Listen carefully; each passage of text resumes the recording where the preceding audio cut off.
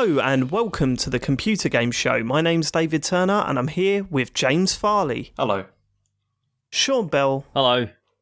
And the main one, Matt Murray. Hello. We'd like to start the show by thanking our Patreon producers. They are Aaron Patrick, Anthony Oakenson, Simon Nelson, Tom S, Jack Oven, Moomin Biscuit, and Richard Sawyer.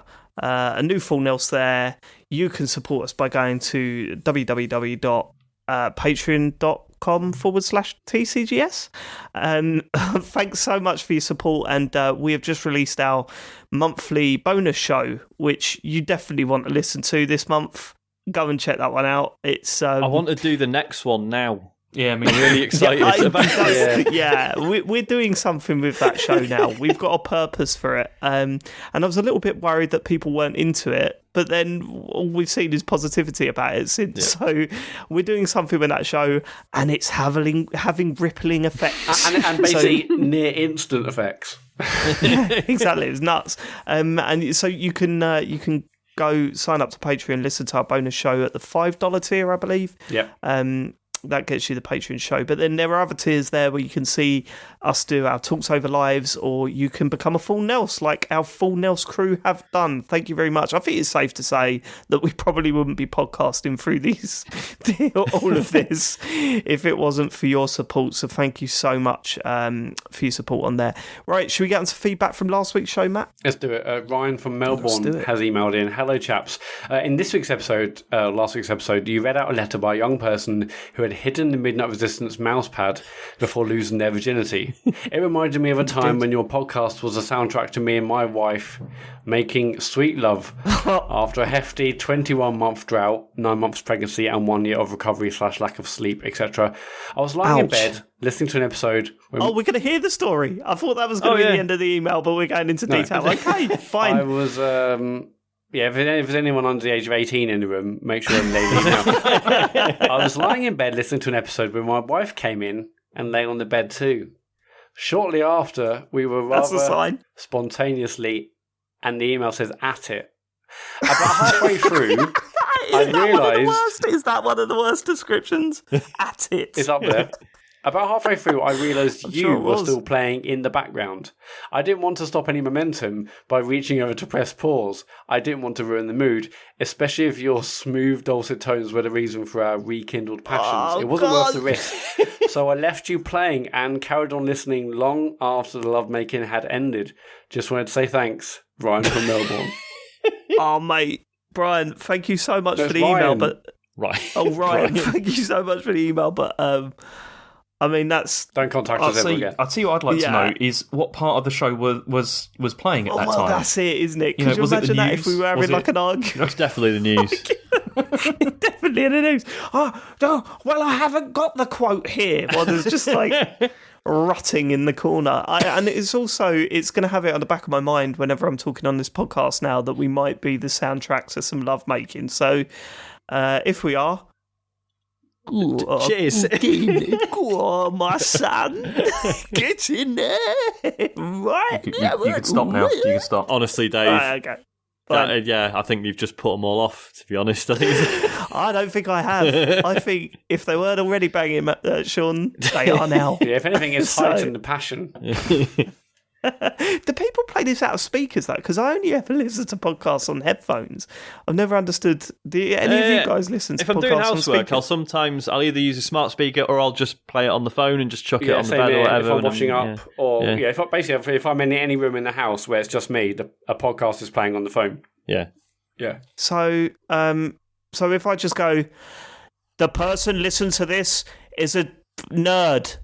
Like that might be picked up by some people. Probably, that might be a joke. It'll be a massive shock. Like, hang on, I never knew. Whoa, he's got a skateboard. Why would? I thought you were a rad dude. Are we talking about Jill here saying this?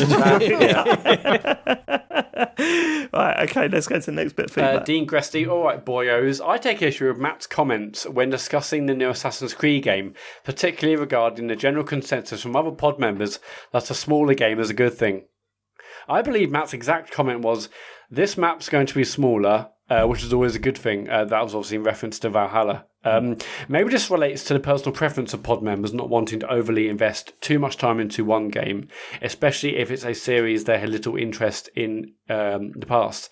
But as someone who loved Odyssey, I say make Valhalla at least the same size or bigger. Don't get me wrong, I've got limits which usually stop with procedurally generated games like No Man's Sky, whereby I have no desire to infinitely wander around everlasting universes. But with decent purpose-built open-world games, there's nothing better than exploring beautifully crafted worlds and being blown away by the level of detail put into such a vast, vibrant and content-filled environments. If Bungie announced that Destiny 3 was going to be smaller, or Rockstar announced a smaller GTA 6 map, surely you boys would be a little disappointed or even concerned. Map sizes are a bit like getting a new TV for your living room. If you're getting a newer and better model, then it has to be at least the same size or bigger, right? Unless you're like my gran, who's constantly moaning about the size of the TV I bought for her. That's who you're being, Matt. My gran. One love. From Dean. What's wrong with Dean's gran? Matt. What's wrong with being Dean's gran? She's probably all right. Yeah, I mean, sure she's a lovely lady. I mean, I guess, I think there's a few factors here. Massive games, I sort of get intimidated. I'm like, I prefer smaller experiences generally these days. Yeah. But also when it comes to open world stuff, I would rather, I obviously want no filler or very little filler. You know, if it's a massive world, but every millimetre of that world has something exciting to see and do, then I'm fine with that, I guess. But if there's filler or if there's just like a massive map and I'm overwhelmed with the things to do, I'm like, I would rather a smaller, more concise, more refined experience. Something like GTA is, certainly usually is like incredibly dense, and it's almost always like all story stuff, right? It's always interesting stuff happening in all these different locations, whereas I can't speak for the more recent Assassin's Creed, so I'm going to get shouted at. But when it's just like, find the feathers or whatever it is, like, here's a fucking map that's just littered with shit, go and pick it all up. That's not as interesting to me. I gather that stuff has improved. I think we could all agree with that, couldn't we? But that's kind of not what you're saying. I mean, as you say, we can't speak for Assassin's Creed because we haven't played those, and we're talking about the size of the maps for Assassin's Creed games, for games that we don't know how dense those maps are because we haven't played through them. And he mentions here in the email, like, about the level of detail that there is in these huge maps. It's not like that isn't the case, it seems. Yeah, I think he's got. I think he's talking about visuals, though, not necessarily gameplay stuff. But I think the point is, it's just that, like, Assassin's Creed especially has a bit of a reputation for just giving you way too much shit to do. Like, I know people who liked Odyssey and they're just like, the map's just littered with stuff, and you'll ignore most of it. I mean, and obviously, there's a reason Ubisoft keep doing this, because obviously people must like it, like enough people must like it. But yeah, personally, I would rather things were a bit. Well, people like it enough that they've like copied the template across pretty much all of their games, which is really irritating. It's if you want the funny thing about this is, I think this was sparked from the rumor at the time that Valhalla will be smaller, and I was like, okay, this sounds good. Actually, in the last day or so, they confirmed no, it's going to be bigger than Odyssey. That was weird. So what he's saying then still stands, right? You heard that a game was coming out that you have no idea what the map's going to be like, was going to be smaller, and you were happy about that because it was going to be smaller than another game that you hadn't played. I think it's fair to hold your hands up and say, actually, maybe I should rethink the way that I'm thinking about these games. No, don't get me wrong. Matt's point was just broadly that, like, none of us have time to play really long games with loads of filler these days. I think that's entirely fair. So I prefer like a smaller, more refined experience, but I haven't played I haven't played Odyssey, so I can't comment on that. So, I've never really gone to an Assassin's Creed game. Odyssey, do we? I mean, I have just started Odyssey. I'll be honest, I do want to play it. I don't know if it's because I'm bored or what, but I sort of do fancy giving it a go. So I bought it. Did you pick up the Epic Store deal, Matt? Well, I got a £10 voucher today. It's only like £16 anyway, isn't it? So. Well, it is, and if you get the free GTA 5, you get a £10 off voucher. Yeah, so I got a voucher. So I might pick it up for PC. So I've done that. Maybe it's to talk about Valhalla or next gen or I'm just bored. But I would like to try, and I never tried Odyssey either. Well, the way I saw it is that even if, like, as I always say with the Assassin's Creed games, even if I don't enjoy them, which I often don't, they're always a nice bit of virtual tourism, which at the moment we could all use. So I mean, I think this kind of reflects our attitude towards Assassin's Creed, and we've been pulled up on it before. It's never been a series that any of us have been particularly into, and so as I was saying, I mean, I started Odyssey this week, and I think it's more of an intimidation thing rather than a what we want the game to be thing. Like, I don't think we're sitting there going, I want the map to be this size, and I want this many things to do in it. I think it comes across as that in shorthand, but I don't think that's where we're coming from, because certainly when I started this game in the week, it was flashing up all this information, and it was no more information than Final Fantasy was flashing up. Like, Final Fantasy was flashing up, look, here's how you level up, these are the items you level up, this is what you got to buy, this is what you got to improve on, this is where you can buy things, these are what the characters do. I mean, Assassin's Creed was doing exactly the same thing. I just think it's an intimidation thing where... Yeah, but in Assassin's Creed, is Tifa in Assassin's Creed? She's not, no. Forget it. But it's more the fact that you're getting into an Assassin's Creed game, which has been a series of games. So suddenly, I think a comparison with Final Fantasy is quite fair, because they seem to be self-contained stories, right? Mm-hmm. Yeah, certainly now. Yeah, obviously, I think it was after Assassin's Creed 3 they ditched the whole Desmond thing. I think they've all been pretty much like you can. Take and that was only just bits of it, wasn't it? It wasn't like the full thing.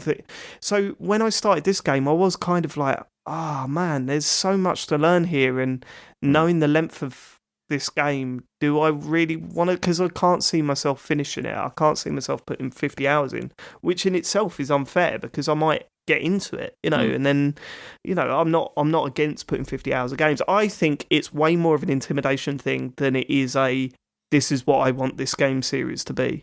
Because if they come out and said, okay, it's 30 hours long, right?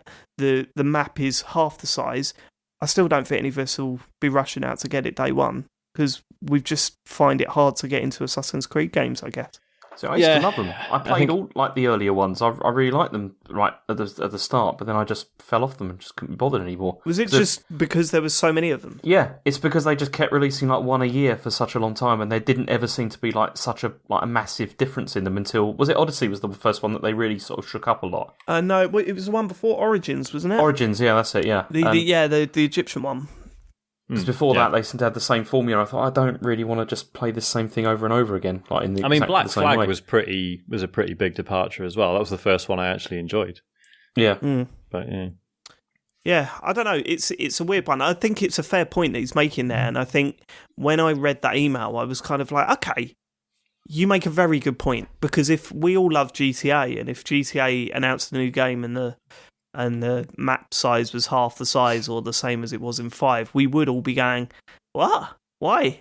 Why isn't it bigger? And I think that's because we're comfortable with GTA, whereas we're not comfortable with Assassin's Creed because of partly due to lack experience, partly due to intimidation in terms of content and size, and we haven't built up that trust with the developer. So I think it's just a different way of looking at it, and maybe that shorthand way, without us delving too much into our thoughts on Assassin's Creed and why we haven't got into it, that's kind of how it may have come across, but I'll see what you're saying.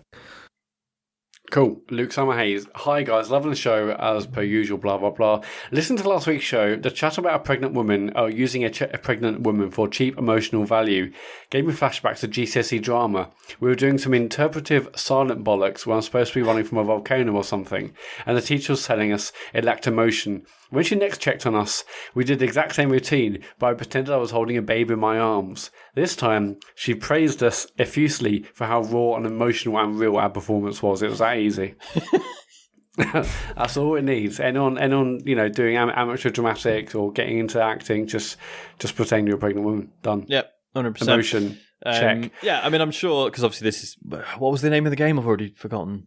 It was that Medium one? Medium, that was it. Yeah. I'm not saying that's right. What they are doing. I just, it's something that really stresses me out. It definitely ups the ante, doesn't it? Yeah. Yeah. Totally. How much? Yeah, I mean, is it on them or is it on us? Because it's like, I mean, what are we saying? I mean, they do it on purpose, right? Like whether or not it's used as a cheap trick or whether it's because they're trying to offer some genuine insight. like it could go either way, but I think they know that it heightens the tension for most people, surely. Oh yeah. I mean, but it does. Yeah, I mean that would do naturally, wouldn't it? But how do we get away from it? Your first thought being, is this a cheap trick to make us care more? I suppose it's just a case of more games doing it well, right? And to the point that I can just be like, well, do you know what? It's not always going to be, a cheap trick or whatever. But yeah. Sean, have you seen A Quiet Place? I haven't. No. Okay. There's a.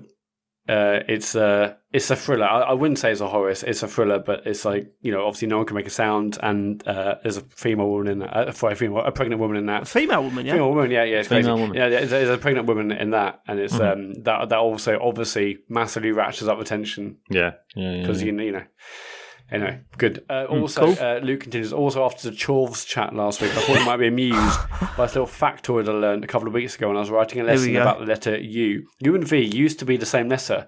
U was lowercase and V was the uppercase letter. How you pronounced it just depended on context. So, thanks. So what you're saying is it's definitely Chorves. That's level 14 of typewriter there. Thanks for spoiling it, mate.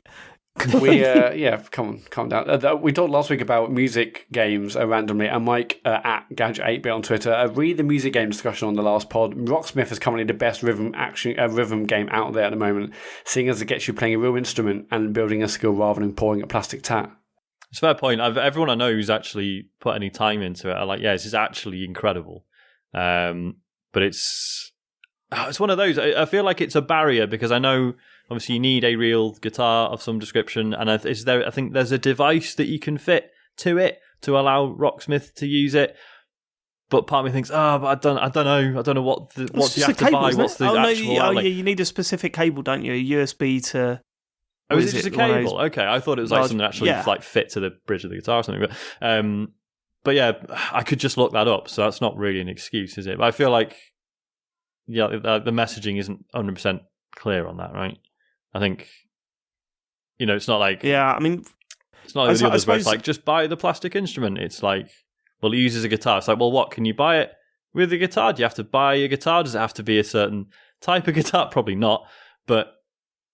Yeah. Also, it's intimidating, isn't it? If they went down to, say, 4 or 3 strings, then, we might be interested. Yeah, like this, yeah. And maybe the strings are different colours. Yeah. That's and right. If they could guarantee it was only going to take 20 hours to master it instead of 50. Exactly. And maybe it's like you can do something to convert your real guitar into like just has like 4 buttons or something, or 5 buttons. It's like you're going in 2 different directions with this joke, people. We need to get back on the same. It's like choose your own adventure. Roll 6 if you want to carry on my way, and roll a 1 if you want to go Sean's way. Right, let's make sure you roll a 1 there, James. Make sure you roll. I've just Googled it, and Google's like, oh, here's what people ask about it. First question: does Rocksmith really work? Oh, and the answer is, well, Rocksmith does a pretty decent job of teaching you to play songs. It really doesn't make you a well-rounded musician, and that's from obviously it would. GuitarAdvice.com. Shit comment that is. But yeah, but it'd be a bloody good start, though, wouldn't it? And if you're like maybe not sure, not know where to go, it must be a great sort of onboarding. I imagine the music snobbery that revolves around that. No one's expecting to pick that up and get talent. Like become a talented musician. It gets you playing a guitar. It gets you understanding how to hold and use it. I'm all for Rocksmith. It's nice. That's just like all the stuff with like Ring Fit and everything, isn't it? It's like, of course, you're not going to be able to run a marathon. After you've done that for a couple of weeks. It's probably a bit helpful. It's like somebody goes down the gym all the time looking at a Ring Fit and going, "We ain't going to get muscles from doing that." Yeah, exactly. All right, mate. Look at me. I just want to get my heart beating again. SMW and Not a Spaceship on Twitter. We obviously talked about the Xbox show last week and the whole what will Microsoft support, etc., etc. To clarify the Xbox confusion, Microsoft have semi-officially said, I mean, we're already on shaky ground. See, I was going to say, to clarify. Well, here comes the clarification. Microsoft have semi-officially said first-party games will support the family of consoles for a couple of years. Third parties can make separate current and next-gen versions, only support next-gen or use smart delivery. All current-gen games will work on Series X. There's like an asterisk there saying there will probably be some that won't work due to weird music licensing issues, but That's the point. As it stands, all current gen games will work on Series X. But they might not be optimized for Series X. I've got a question. Okay, go on. What's smart delivery? We haven't heard of smart delivery. I've heard of it. We discussed it last week. I've heard of smart delivery. I just have no idea what it is, baby. It's just an initiative whereby whatever Xbox you've got, if you've got an Xbox title, it will work the best. You will have the best version of that game on each of the consoles. That's about as clear as mud. Anyone else want to give it a go? What was that? Yeah, so basically, no matter what console you've got, if you buy a game, you'll get the best version of that game for your relevant console. Okay. Rather than doing the EA way, maybe potentially making two different versions, you just buy one version of Forza 6, and whether you've got an Xbox One or Series X, you will have the best version. I don't know what best version means, really, because, anyway. This is it. Well, it's just the version built for your hardware, right? Yeah, so there is an Xbox One version, there isn't a Series X version, it's just an Xbox version, and smart delivery enables, it will, once devs use it, enables me, no matter what, I can buy an Xbox One version of Forza, put it in my Series X, and now I've got the Series X version. That's what smart delivery is. Am I gonna? I don't know why. As the owner of an OG Xbox One, every time I load a game up and it's like smart delivery, I'm gonna be like, great, I've got the worst fucking version of this game. Yeah. Well, you probably got the worst version of that game, regardless. Even currently, there's no difference. We have smart delivered the worst version to your console. Enjoy.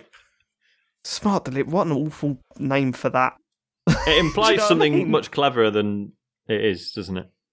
Yeah, well, yeah. I mean, when I first heard the phrase smart delivery, it was a while ago. I thought, do you remember when they were talking about now the Xbox will sort of know what games you like and will automatically start downloading them before you've even decided to choose to download it? That's what I thought that was. But all it is basically download really quickly. It's just like saying your machine is clever enough to download the right one. It's well, I don't know about that. I'm not on board with that phrase, but you crack on, Microsoft. You crack on. Right? Anything else?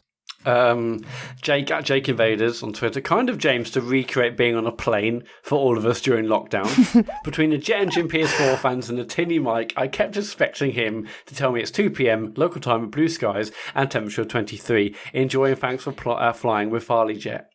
I mean, again, maybe that's an experience that people are a little bit nostalgic for, and that's why you wanted to do it. I did put a very clear notice on the stream that there was that I was aware of the fact that there was a problem with this being so really I want loud. to bring this up, James, because I had this issue massively on my stream on Sunday. But is this after you've done the air? That was before. Okay, thank God. Okay, it was way before. Yeah, it's it doesn't sound like that anymore. It's after I did it, I couldn't believe the difference. I couldn't believe it. It just sounded almost like it did when I first bought it. And then now it's if I'm playing, because I've been playing Horizon Zero Dawn, and that was really making it go crazy before. Yeah, that does. But now it's bearable. It's nowhere near the levels it was. I mean, it was to the point where Chen would come into the room from another room and be like, "What are you doing in here?" Because it was just it was so loud. Whereas now she walked in and she didn't even realise it was on, which is, I mean, I'd say that's a win. So it's totally worth doing, and it's not that difficult at all. It's just take the top off and then just shoot compressed air into bits of it to get rid of all the dust. I've got compressed air arriving tomorrow because my stream on Sunday, the PS4 was so loud I had to turn the actual game volume up so we can't hear you or the game. But Matt, people were coming into chat saying, "What is that?" And I'm like, "It's the PS4." No, what Your is that? stream was unreal. When I turned it on, it was literally you could barely hear you, and you just heard. People thought it was a PC. No, the PC is silent, but this is that's a PlayStation. Yeah. But the thing is, because I rarely play on PlayStation, I mostly just play Xbox, so I don't really notice it. And when I do play PlayStation, I say if I Final Fantasy, I've got headphones in, so again, I haven't really noticed it. But anyway, the compressed air arrives tomorrow. Hopefully, I don't destroy my PlayStation, which is very, very possible. But Joe walks out of the room now. The moment I turn that PlayStation on, if she knows that I'm playing that in the evening, she's like, "All right, see you later." I can't sit here and listen to that. Although, to be fair, it's nowhere near as loud as yours two were. So I think I had hoovered it out at some point, so maybe that helped. Yeah. But it's I mean, Jesus Christ. Yeah, I cleared the dust out of the sides, but I've never opened it. So because I know that some people go as far as taking the CPU off and putting new paste on and stuff, don't they? Yeah. Not mucking around with that. Yeah, no, I don't blame you. It's terrifying. It's sort of redoing thermal paste is terrifying, but when you first lift the CPU off and you realise what was paste is now just like a load of cracked dust. Yeah, and you do sort of think like, okay, I'm still scared, but this is definitely worth trying. So I'd just be worried the paste is now just a single flame flickering. Yeah. I was just worried if I did that, I'd bend some pins or something. True. Always a risk, James. That's not always a risk. Let's not get personal, James. I tell you what, though, I've got to sit James down in front of the Xbox One X at some point next time he's over in 2023. Yeah. I've got to sit you down in front of the Xbox One X because it's so funny, the difference. Like you play a game on the Xbox, mine is literally, I've never heard the fans on that thing. Well, whatever they did to that thing, the crazy load speed. Like the other week we played Streets of Rage 4. Oh, yeah.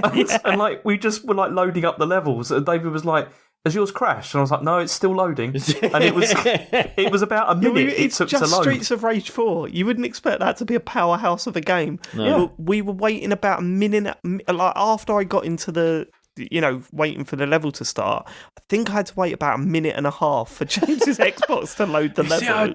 James, I'm still convinced your Xbox is just fucked, man. I think it must be, because that's the thing. Because when I play it on Switch, like the levels were loading like instantly, and I'm like, what is? I think maybe it's just like the hard drive's like really fragmented or something like that, and it's just had it. Yeah.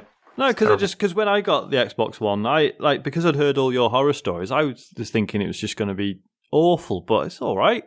It is awful. It's and it's not the fans aren't. It does this weird thing. It's basically silent, apart from every so often. It's like it just needs to clear all the cobwebs out, and it just goes like and just roars out of nowhere, and then it is quiet. Like the Xbox One I've got is quiet. It's certainly not loud.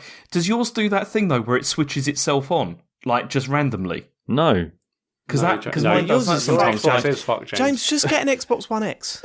Yeah, it's too much money. Series X and Series S. Right. While we're on this, does the Xbox just not download stuff when it's turned off?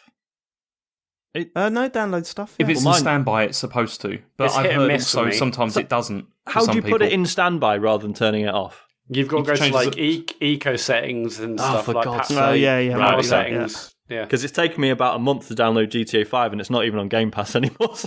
Oh, right, okay, yeah, no, you should definitely just check that out. It's definitely a setting. Yeah, James, get an Xbox One X. Just get one now. It's getting ridiculous. No, James, don't get One X. Just get an Xbox. Just get Xbox. Yeah, just get Xbox. Just get Xbox. Well, no, just get an X, James. You love it.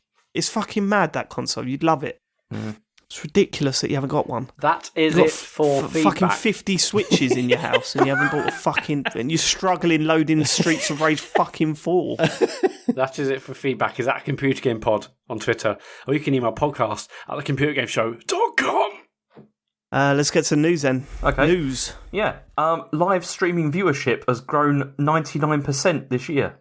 But Mixer has grown 0.2%. Wow.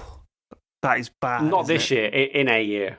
In a year, yeah. So what it is that, I mean, obviously, from April to April, I think it was. Okay. So, I mean, since lockdown, obviously, people have been watching more streams, but like Twitch has seen an increase. April last year, they were logging 750 million hours watched. This year, it's 1.4 billion.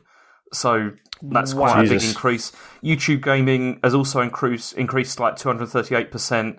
Facebook gaming also has increased by 238. Also, it's like a large number, and Mixer has done 0.2%, and which is a bit weird because I mean Ninja started that exclusive deal in August last year, and Shroud was like shortly after that, but none of these seem to have really helped to sort of move the dial for like Mixer numbers.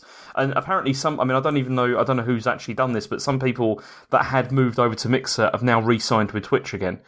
Because obviously their contracts are on a time limit thing, right? Yeah. So and also their numbers had like dropped considerably, so they were like. They were saying, hasn't Ninja only got like a year left on his contract with Mixer? And by the looks of it, it'll just go back to Twitch like the moment that ends. Not get a massive pay deal to go back to Twitch.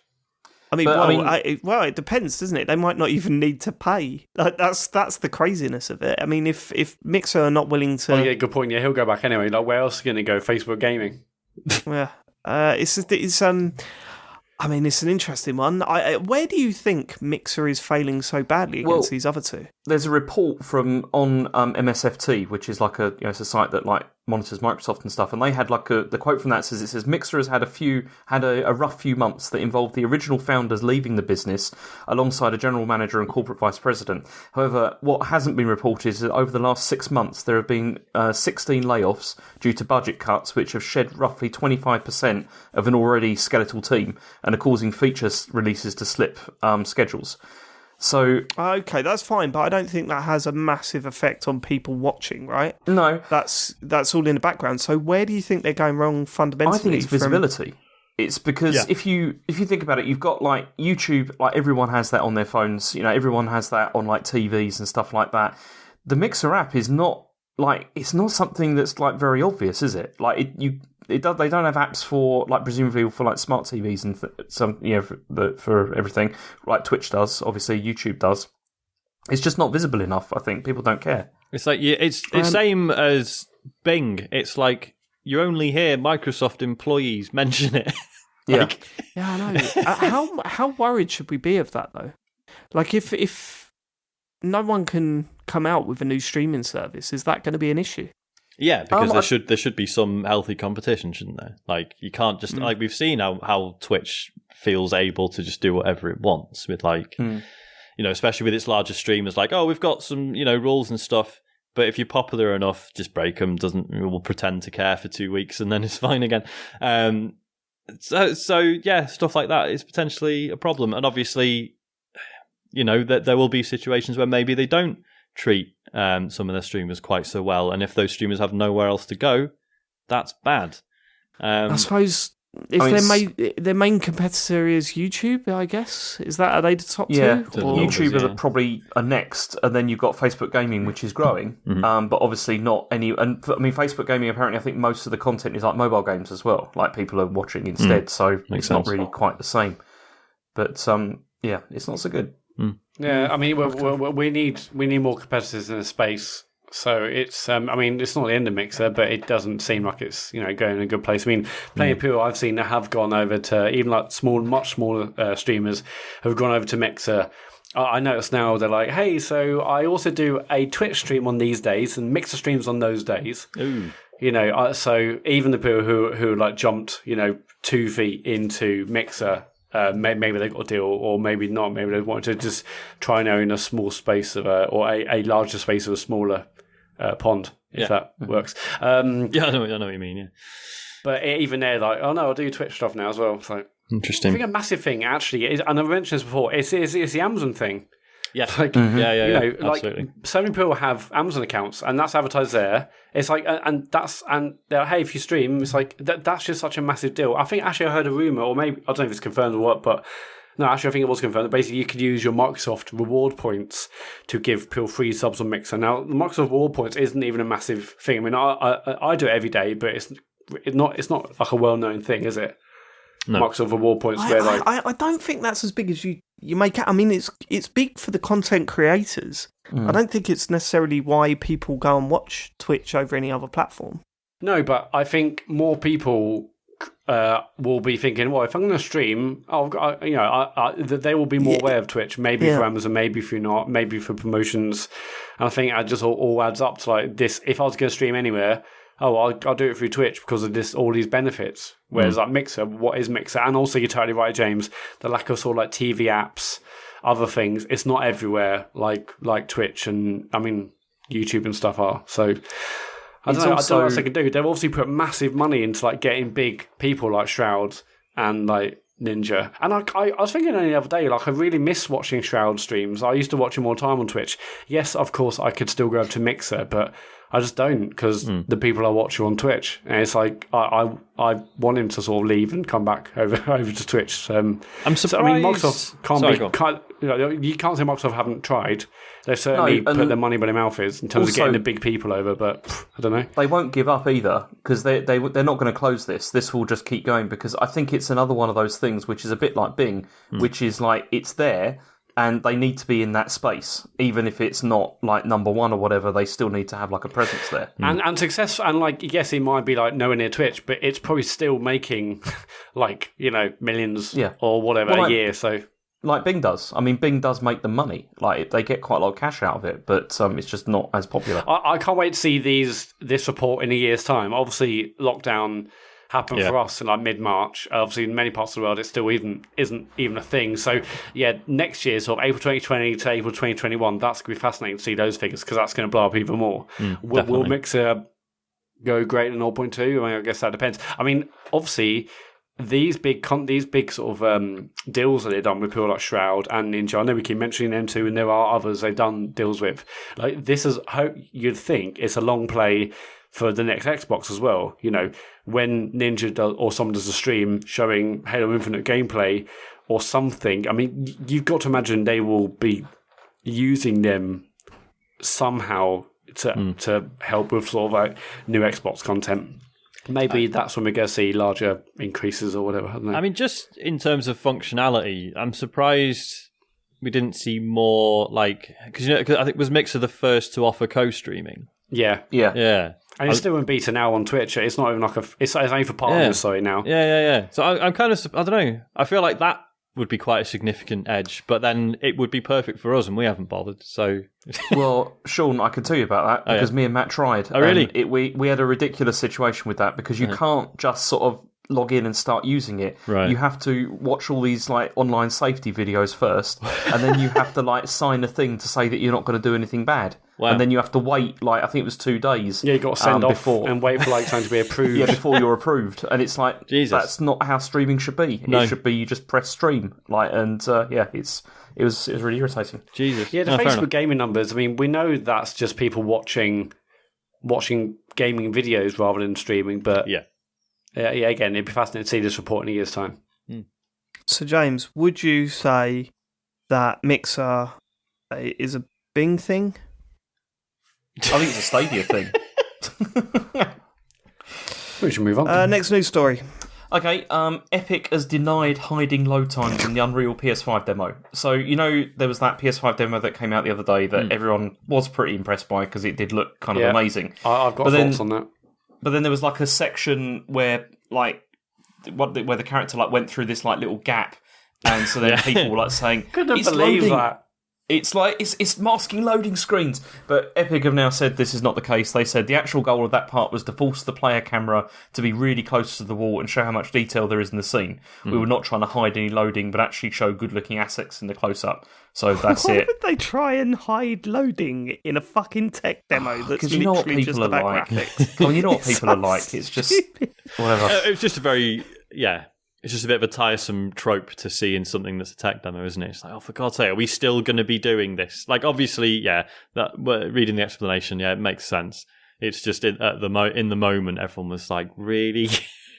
But it's not just a trope. It's the fact that it's like running on PlayStation, and they said that there's going to be no more loading. The SSD and all that sort of stuff so quick, loading screens are over, and everyone's like, "Well, how it's loading now?" So it wasn't necessarily the fact that it's doing what all the other games are doing. It's more the fact that they'd mentioned so much on PlayStation that wouldn't be a thing thanks to the super fast SSD. Yeah.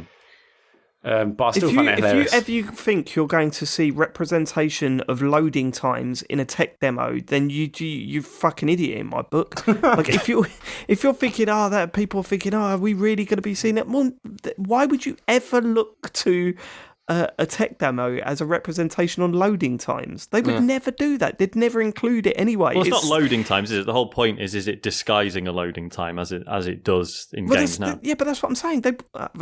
If that's what they were doing in that tech demo, they would have cut that out, is what I'm saying. Yeah, definitely they would have done, yeah. It makes absolutely zero sense to me. Also, I mean, I must admit, I don't know, maybe I'm on my own here. I've never really cared when they walk through the little holes. That's exactly what I was going to say. I don't understand why people get so upset about it. They did it all the time in Fallen Order. And it was annoying. It was annoying as fucking Fallen Order, man. It was not. It was annoying. It was like, really bad. like, The Fallen Order is one of the worst examples you could have chosen. That James. It was so many gaps. It took like a couple of seconds, and it looked quite nice. But there's 50 of them. Yeah, there's fucking loads of them. Matt, there's just as many, if not more, in Final Fantasy VII. Yeah, it's annoying and you never as that mentioned too. them. Yeah, but you never mentioned them. Well, because They're it's a in big every issue game for now. Fallen It's like, Order. oh, this one. They're annoying. And it's like, they're really bad. I mean, It's I been swear in to God, every they were game since slower. Halo 3. But the thing is, right, I think what it is that gamers over the years have worked out what those bits are, and now they're aware of what the game's doing, and it takes them out of it a little bit. I think that's where the frustration and to be comes in for clear, certain it's people. a fucking good trick, and it worked for a long time. Yeah, because it used to be lift, didn't it? It's a lot better than lifts or very, it very used to be long lifts. corridors. Or, You know. or the bits like in the Halo games where suddenly you walk slow. It's like, fuck it, make them walk slow. And you'd still be hammering that run button to try and break the game. But no, I think that's what it is, that people know what those bits are now, and they get frustrated. They're like, I know what you're doing, rather than thinking, look at this. But I've never really cared. I genuinely haven't. You walk through a little gap in a wall, who gives a shit? But I'm just like, just rolling my eyes. Okay, like another one of these. I know what it's doing. And Fallen Order is really bad. Although for it, in this case, you didn't know what they were doing because they weren't doing that. Well, I didn't think there was the case in this. I just thought, why are they doing here we another? go. Anyway, but in Fallen Order, I was like, hang on. What I think about these things, it's not a loading. It's more the fact that this planet, this environment, this world, whatever game we're playing, why have they all got these little tiny gaps to squeeze through? Why has a man's house got a corridor in it that's filled with electrical cables that you have to cut to get through? Yeah, I was like, come on, think about it. It's just crap world building. So again then, Matt, why wasn't that a massive problem for you in Final Fantasy? What did they do in that? No, it was annoying in Final Fantasy 2. Sorry, it was annoying in Final Fantasy, 2. Fantasy 7 also. What I mean is that you made a big thing about that when Fallen Order came out, and you didn't mention it for Final Fantasy. So is there a way that Final Fantasy did it differently, where it wasn't a main point of criticism, whereas it seems to be for Fallen Order? Well, Fallen Order, there was lots of niggly things that did my nut in, and that was one of them, whereas Final Fantasy, there were niggly things, but I mean, also, I'm sort of more used to it now. It just seemed very abrupt, and lots of it in Fallen Order. I'm sure they're both as bad as each other, but that wasn't really the focus of my criticism for Final Fantasy, even though that stuff was annoying. I'm like, again... it's a world building. I'm like, just takes me out. Like, why is there a gap here? Why is there a gap that's big enough for just these people? Why are there constant gaps everywhere? I don't know. It's just one of those things that's easy to forgive in a game you're already enjoying, but easy to pounce on if you're not so much. And then you've got the argument of, I'm sure if you brought that to the developers, they would come back with, well, it's either that gap there that you're walking through, or a big black screen saying loading. So that, or lift, what would you prefer? or a gap. Or if they did like a lift through a gap, they would cut the loading times in half, wouldn't it? They certainly would. Combine them. No, seriously, that would be the argument. These consoles can't handle doing that sort of loading at this point. Otherwise, they wouldn't be there in the first place. So if the devs come to you and say, okay, well, you can either have those gaps, or you have a big black screen with loading written on it. What do you want? I mean, loading would make more sense in the game world. It'd still be quite jarring though. It would be jarring. If it would. We would be like, what's this gap doing here? Anyway.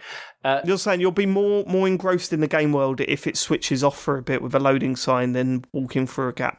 Well, I would be questioning, why is there another gap in this, in this city or in all these things? Whereas loading is okay against loading. I mean, at so the they're risk sort of trying of to make gaps part of the game world. At the risk of, unveiling that I know nothing about game development and being like, just optimize it, guys. There are games that don't do it as much, certainly as much as Fallen Order did, and we're talking big 3D open world games that just never... No, absolutely, but then you're talking different engines, different everything. I mean, it's a completely different kettle of fish. You don't know what what the limitations are on the engine, the hardware, anything like that, because we're not games devs. But I would suspect that if the Fallen Order team could eliminate those bits where you walk through gaps, they would have done. Yeah. Whereas like they're not putting them in there just for fun. But yeah, I mean, we're going back to this tech demo. It looks incredible. And the funny thing is that I watched this tech demo and I went, yep, but we all know games are never going to look this good. They're never going to look this good. So I went back and looked at the tech demo they did in the Unreal Engine for the PS4. And I was like, oh, games look better than that. So maybe this is more promising than I think. Because wasn't there? I mean, I sort of watched this. A lot of the talk in it sort of went over my head. I gather that they've done things that are all supposed to be about making stuff a bit easier for devs, but also I've seen a lot of devs tweeting saying like, "Fucking no chance, people are building 40-hour games that look like this." So, well, yeah, okay. All right. I mean, not everyone's expecting every game to come out and look like this. No. What they're trying to do is show the high end of what's achievable, or what they think is achievable on that console. There's a lot of like smoke and mirrors here, but so everyone's so quick to point that out. But surely we're aware of that by now. The people that are watching these tech demos are aware of that by now. Surely, right? There's a bit of jiggery pokery, there's a bit of overestimation, but as I say, as I said, when I went back and looked at the same or a similar tech demo for the PlayStation 4 with the Unreal Engine at the time, I was surprised by how bad it looked compared to games in this day and age. So, hopefully, if we get anywhere near that, that'd be pretty cool in my book. Yeah, I thought the demo looked stunning throughout, and like the stuff with lighting looks amazing. But the thing that I thought was just the most amazing thing was that Sony basically just ate Microsoft's lunch. They did game do reveals. That. Yeah. The week before, like for months, we were saying, Microsoft amazing in messaging. They were like pushing the whole cross-gen stuff. They've been buying, studios. They've been like saying the right things. Gamer focused. Phil Spencer is really great and transparent. All this stuff. They had the inside Xbox. Gameplay wasn't really gameplay. Lots of trailers. Up to now, people are saying, well, we're basing anything from PS5. There's that really boring Mark Cerny thing. And then Sony got their big dick out, threw it on the table, and didn't have to like announce it. They're like, oh yeah, someone else can announce this. Oh yeah, it's running in real time on PlayStation and it's gameplay. It's like, because this is a playable demo that should have been played or was meant to be played at E3, No, the one before that. What's the GDC, sorry. Oh, yeah. Mm-hmm. But Sony didn't have to announce it. They're like, here we go, there's some actual gameplay, it looks stunning. And it's like, they totally did Microsoft on the messaging so much better. Like, they must be thinking, Microsoft must be head in their hands thinking, we had our chance. And then these guys just come over and said, oh, it's not even us. But, I guess you can show that demo running in real time. It looks stunning. I thought that was amazing. Like they totally did them. But it's showing the Unreal Engine, though. It's not showing anything. Yeah, but they've confirmed this is running on PS5, right? Yeah. It's confirmed running real time. It will be running on Xbox. It will work, but they have said some elements will work better because of the way the architecture of the PS5 is. It has been built. I mean, we know that the Series X is going to have exactly the same kind of thing, really. Like, as in, the graphic quality and everything will be better. But, I mean, I think you're right in terms of, Microsoft have had all this stuff and then they just come out with this and then it seems to have changed the narrative a bit now. Like, people seem to be a bit and more... this wasn't even a Sony thing. It was just like... Yeah. Just epic. It's such a like we don't have to announce it. This is someone else doing it, and like, oh, sorry, was that demo the best thing you've seen for next gen so far? Oh, sorry, we haven't even started our marketing plan really. But look at this, look at this we've just done. But Brilliant. This is what they have been quite good at. Like, I mean, like last year with like E3, like they didn't bother showing up, but then still the most viewed stuff on YouTube is PlayStation like stuff. Apple not appearing at Macworld, or anything, or CES, but still being like the talk of the town. Like, obviously up to now, they don't have to because, and like we've said in the past, like Sony have got like a 50 million plus like console head start. No, sorry, user head start. There's 100 like customers, 100 users of PlayStation now, and like even if only like a small percentage of them say I'll get PS5, that's already going to do better than the next Xbox because Xbox is playing such massive catch up. But I just thought this was amazing from Sony to just not even announce it. It's not even theirs. But by the way, PlayStation is incredible. In terms of what you're saying there, James, about them being the same, they are obviously mostly the same, the Series X and the PS5, but with like two key differences. Like the Series X has got more teraflops, and I'm using air quotes here. It has got more teraflops and more like raw compute power, but the PS5 has got better, and I don't know the technical term for this, but basically like better sort of memory bandwidth or something, and so and the way like the SSD like integrates with that, like a lot of people saying that actually that could be a huge thing versus the teraflops. So that's what developers were saying, wasn't it? Like after this came out, they were saying it's like the PS5 is apparently very, very well balanced, like as a machine, and like is very nice to create games for. If you've got memory bandwidth, you can forego some of the teraflops if you can just get more stuff out there. It doesn't have to be a high ceiling in terms of numbers. But no, I thought it was amazing, and I think they totally showed Microsoft up. Like, even if you go back to like inside Xbox, like, it's just embarrassing looking. I mean, in terms of messaging, though, do you not think it's sort of a problem that this didn't come from Sony, or it wasn't a PlayStation? No, it's a show of strength. Like they don't have to, and like. Which makes me think, God, like... But do you not think there's a chance that, like, a lot of people just miss it, like, because it wasn't a Sony thing? No, I don't think so. I mean, it turns out, obviously it's not a mainstream, like, thing.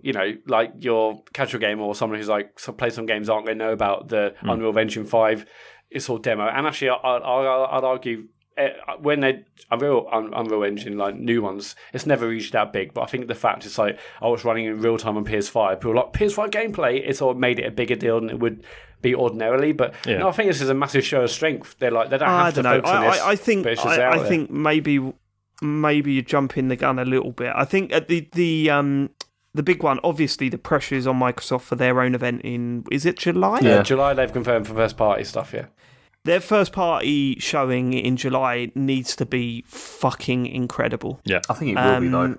I'm not 100% sure that I don't know if it will be. Think so. If I'm totally honest, I don't know if it studios will be. they bought, to have something. They have. I haven't in the grand scheme of things. Like they might have bought studios, but over the last couple of years, and big games can take 4 years or 5 years of development. So I don't know. They can they need to. Sorry, go on. I'm not expecting a lot. They need to be able to come out and show shit that's going to wow people. And they need to do that with new IP in my opinion. Yeah.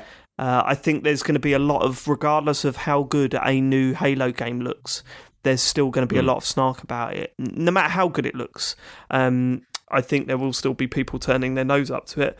And that's Microsoft's own fault because, the last Halo was a massive disappointment. Not only that, people, I think, are a little bit tired of that series. They're not going to want to see Gears.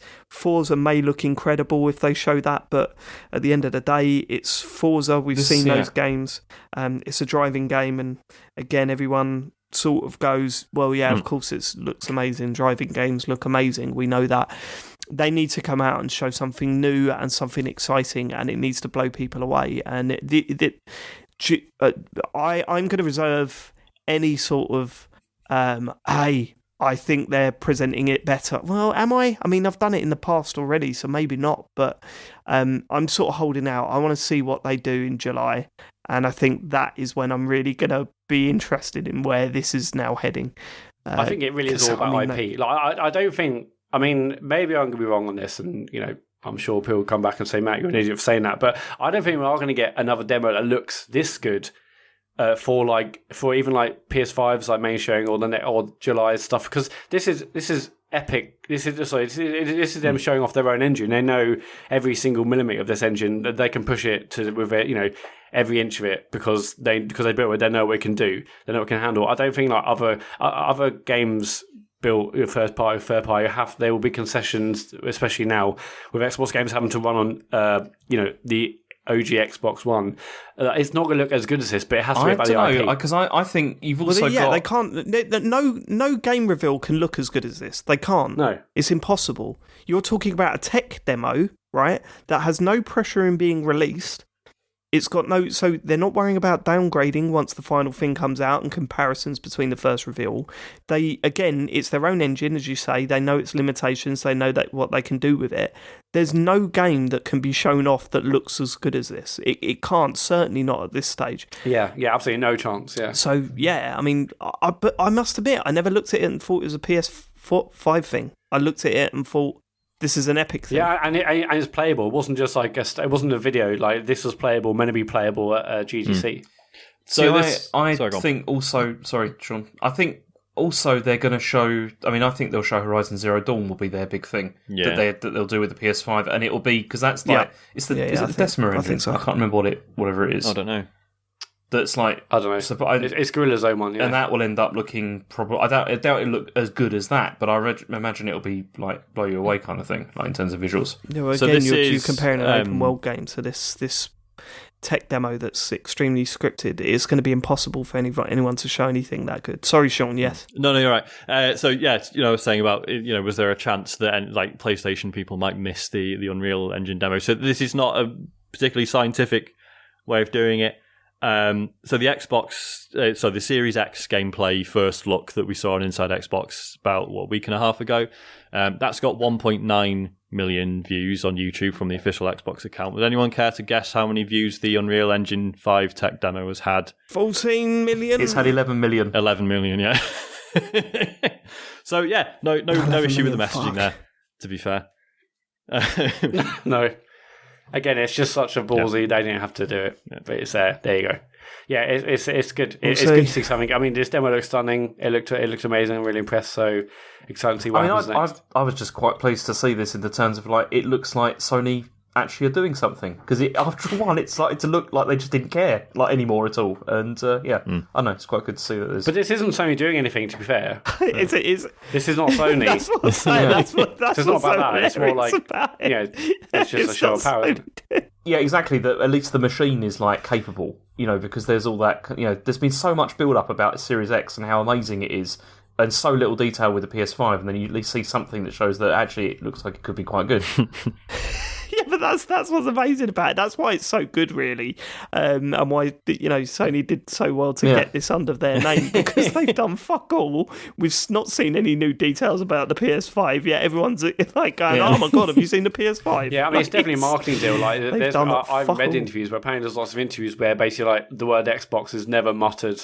It's just like PlayStation and other platforms. Like they were clearly, it's a marketing thing. Don't mention Xbox. And there's been loads of debate in the last few days. Like, could it even run on Xbox? And they said, it's a multi-platform. It's going to run on Switch. We're going to say this engine, not this good or that good. But this engine is for iOS, Android, Switch, Xbox, PlayStation, current and future generations. So it's going to work on everything. Yeah, isn't 51 worldwide games running on this? Yeah. Remember correctly. I mean, because also what is interesting is that,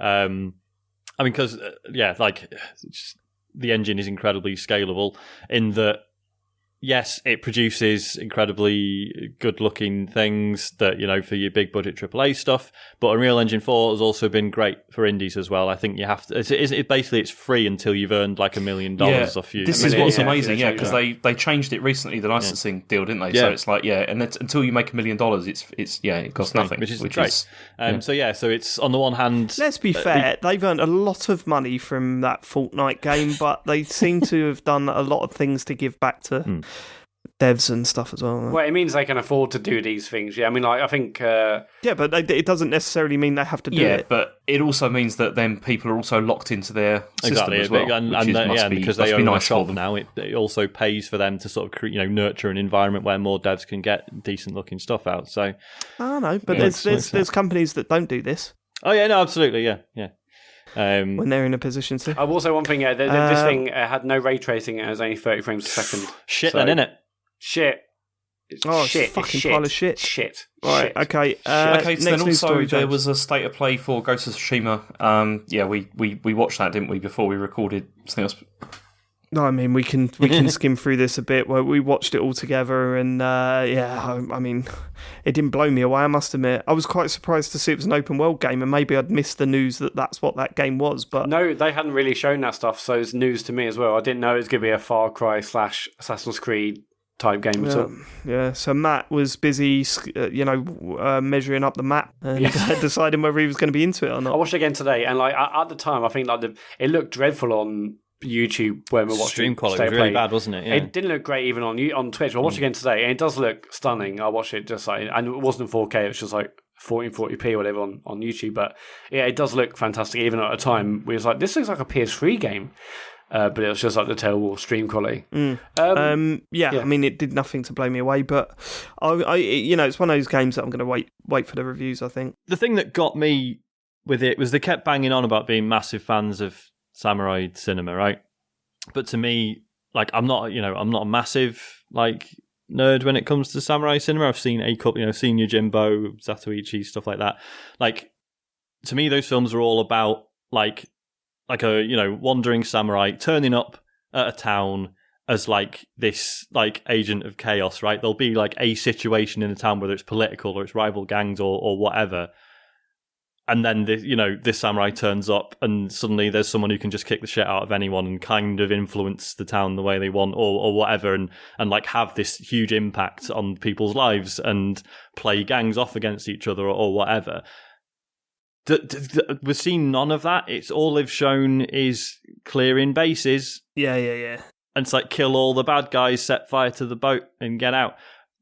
Yeah, it wasn't a story. And that stuff might be in there. It's basically, like I want a sort of Witcher 3 experience rather than a Far Cry. And it's not clear. I don't think you're going to get that. Yeah. I think that's very unlikely. Because this is like very like I don't want to say like it's a very mainstream like looking game, but it is. It's quite boilerplate AAA, isn't it? Yeah. Well, from what we've seen, we might be wrong, but yeah. Yeah, they said at the end of the video there's loads more they've got to show, and it's out like mid-July, I think, or it's in July sometime.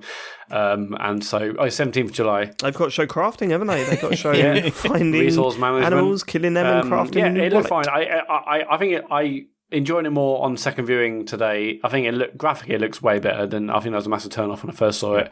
It didn't blow me away, but so Sucker Punch obviously are making this, and they made Infamous games. What else have they done? See, I've never been wild about the Infamous games, so that I was going to say, like, have they ever made like a Stone Cold sort of 10 out of 10 banger? Or because I got the impression from Infamous they were like very good 8s or 9s out of 10s. Again, it's stupid, sort of like boiling it down to like numbers, but that's from the outside in, not having played that series. They were sort of they were perfectly competent 8s and 9s out of 10s, but have they made Stone Cold bangers? I don't think so. I think they're very similar to like Bend, the studio that did Days Gone. It's like they make games which are they're fine. They're pretty good games, but they're not like 10 out of 10 stuff. And some people they did the Sly Cooper. I was going to say some people really rate the Sly Cooper stuff. I've never played any of them, but yeah, it's got its fans. But Second Son was alright. Yeah, it was more of a looker than it was. I mean.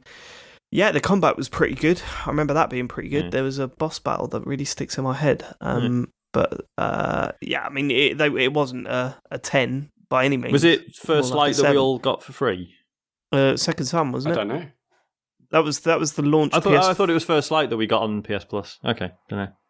I think it was Second Son. What was First Light? Was that like an Wasn't it like a standalone expansion? That was the second one. Sort of, yeah, that's right. Yeah. I think they've put both on PS Plus at some point. Yeah, but if you want to play Second Son, I'm pretty sure I've got a copy for you, Sean. I probably wouldn't bother. I mean, no, I liked it, but it wasn't a banger. Right, next story. Okay, so Tony Hawk's Pro Skater 1 and 2 have been remastered. Here we fucking go. Here we go. Here we go, though. Is it here we go? I love the first Tony Hawk was amazing. Yeah, it was, but they've tried this a lot, Matt, and they've failed a lot. So I am mutedly going, I hope this is good. Because if it's good, it'd be amazing, no doubt.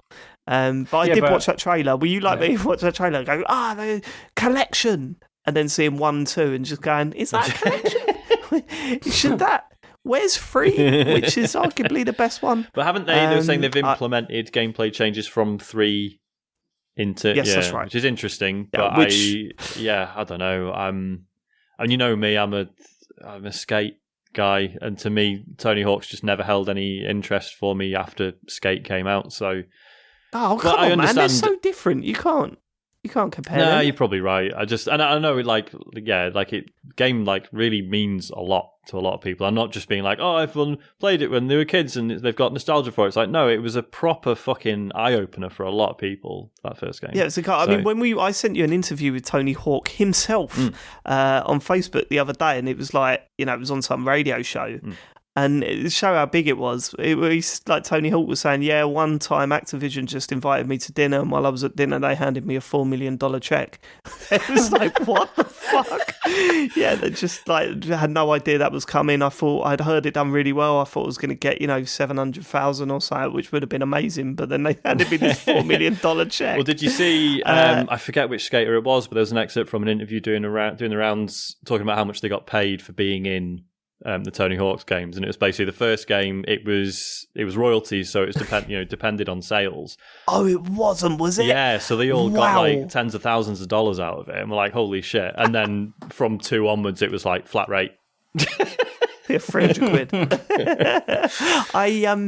I look, right, here's the way that I see this announcement. I saw that trailer. I was really very excited because there is still a place for games like this. That formula is still very good. And the reason why I say that is that SSX3 was, I think that was given away as games with gold. It was either games with gold or I'd bought it for next to nothing. And I played that and instantly I was like, oh yeah, this still feels amazing. Like, it still feels so much fun to play these sort of trick style extreme sport things. I've got no doubt Tony Hawk still could regain some magic. My main concern is that they failed so many times in the past that I don't know how much trust I can put into this. They tried to re-release them on the 360s with the sort of HD remakes, but they were supposedly crap. Tony Hawk's Pro Skater 5, I didn't want to go anywhere near. Do you remember Ride? There's a lot of shit. I mean, they absolutely destroyed that. You'd think that it would be simple, wouldn't you? Just keep the same essential gameplay and just make the levels really detailed. Look, with the power of the consoles that we've got now, they've never managed to do it. This is the next best thing to try and bring 1 and 2 back. There's part of me thinking, are they holding back on 3 as an expansion if this sells really well? Possibly. Or like DLC. It wouldn't surprise me if they just said, okay, 1 and 2 have sold millions of copies. Let's say we're releasing 3 as for a tenner or whatever. Whether they'd make it standalone or not, I don't know. But I initially I was very excited, but then when you think about the history, you do get a bit concerned. So hopefully it's excellent, and we can all get back to playing Tony Hawk again. That'd be great. Oh yeah, Have you heard what they've done? They rescanned all the skaters, to be in it. Yeah, amazing. And then said, but we're not going to make them look younger. Yeah. So they're going to be all like old dudes on skateboards. That'd be great. Yeah, I mean, so they've said you can sort of share parks online and stuff, but what I want to know is like the video stuff. Like the video stuff was obviously massive in the skate. Yeah, it wasn't really a thing, was it? Like, obviously, so not Tony Hawk's 1 2. So I'd love to know if there is like the ability to create your own videos and what that means, like sharing on social and stuff. Don't really mention anything like that, and I think they would have mentioned it already. So maybe they're saving that for either a new version or maybe like a new Tony Hawk if this does well. Or like another ordeal. I don't know. I've just thought they would have mentioned that, but the fact is sort of like it's absent. It sort of makes you think they must be saving it for something else because it feels like such an obvious fit. Yeah. Also, I don't know, another recommendation for you on YouTube, I don't know how recent this was, but at one point Tony Hawk got all of the people that were in the original game to meet for a reunion at a skate park. Just watch it, it's hilarious. For starters, they all look like Steve Buscemi in that film, and secondly, you could see that marijuana has some long-term effects on some people, because fuck me, he was trying to talk to them and interviewing them, just giggling away, not really paying attention. It's fucking well funny. Highly recommended. But yeah, let's hope this is a good. Hell yeah. Haven't got long to wait, have we, James? When's the release date? It's 4th of September. Oh, okay, a little bit longer than I thought, but still. All right, okay, not too far away. Next. Okay, so there's also a new Paper Mario game coming. They showed this off. This is Paper Mario: The Origami King, and that's coming. I mean, this is coming much sooner, which is like 17th of July. Yeah, this came out of fucking nowhere, didn't it? I've got theories. It didn't. No, we already knew about this. Oh, did it? Okay, so it was news to me. We knew about it from leaks, but they didn't put it in a direct or anything. They just chucked a fucking thing on Twitter, didn't they? Yeah, well, there was rumours that there was these games, that this was coming, that there was going to be a new Paper Mario game, and it was all going to be part of the build up to E3 of the year of Mario, the anniversary and everything. And so this was going to be one of the games. It is surprising that they just put it out as a trailer. I'd have thought that there'd have been a direct or something. So here's my theory. I don't think they wanted the year of Mario to be 2020, to be quite honest with you, because that's the year of something else now. So I've got a feeling we're not going to see those new All Stars. You've been saying it's the 25th anniversary. It's not like the year of Luigi that was just like arbitrarily just thought. Okay, so this is like the 35th anniversary. This isn't okay. So give me another excuse why they would have taken this out of a massive announcement of this being the year of Mario.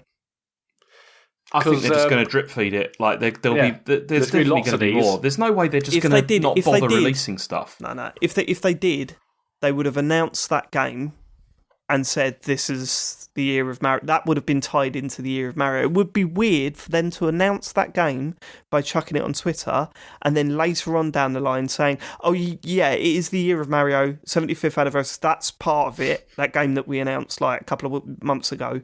Yeah, I think the two are separate things. Like all the rumors, like the re-releases, they make sense for like that we're celebrating 35 years of Mario history. Here's some of the greatest titles re-released. Whereas this is like, it's a new Paper Mario game. Marketing, mate. How can you say that we're having a big celebration for the 70th year of Mario?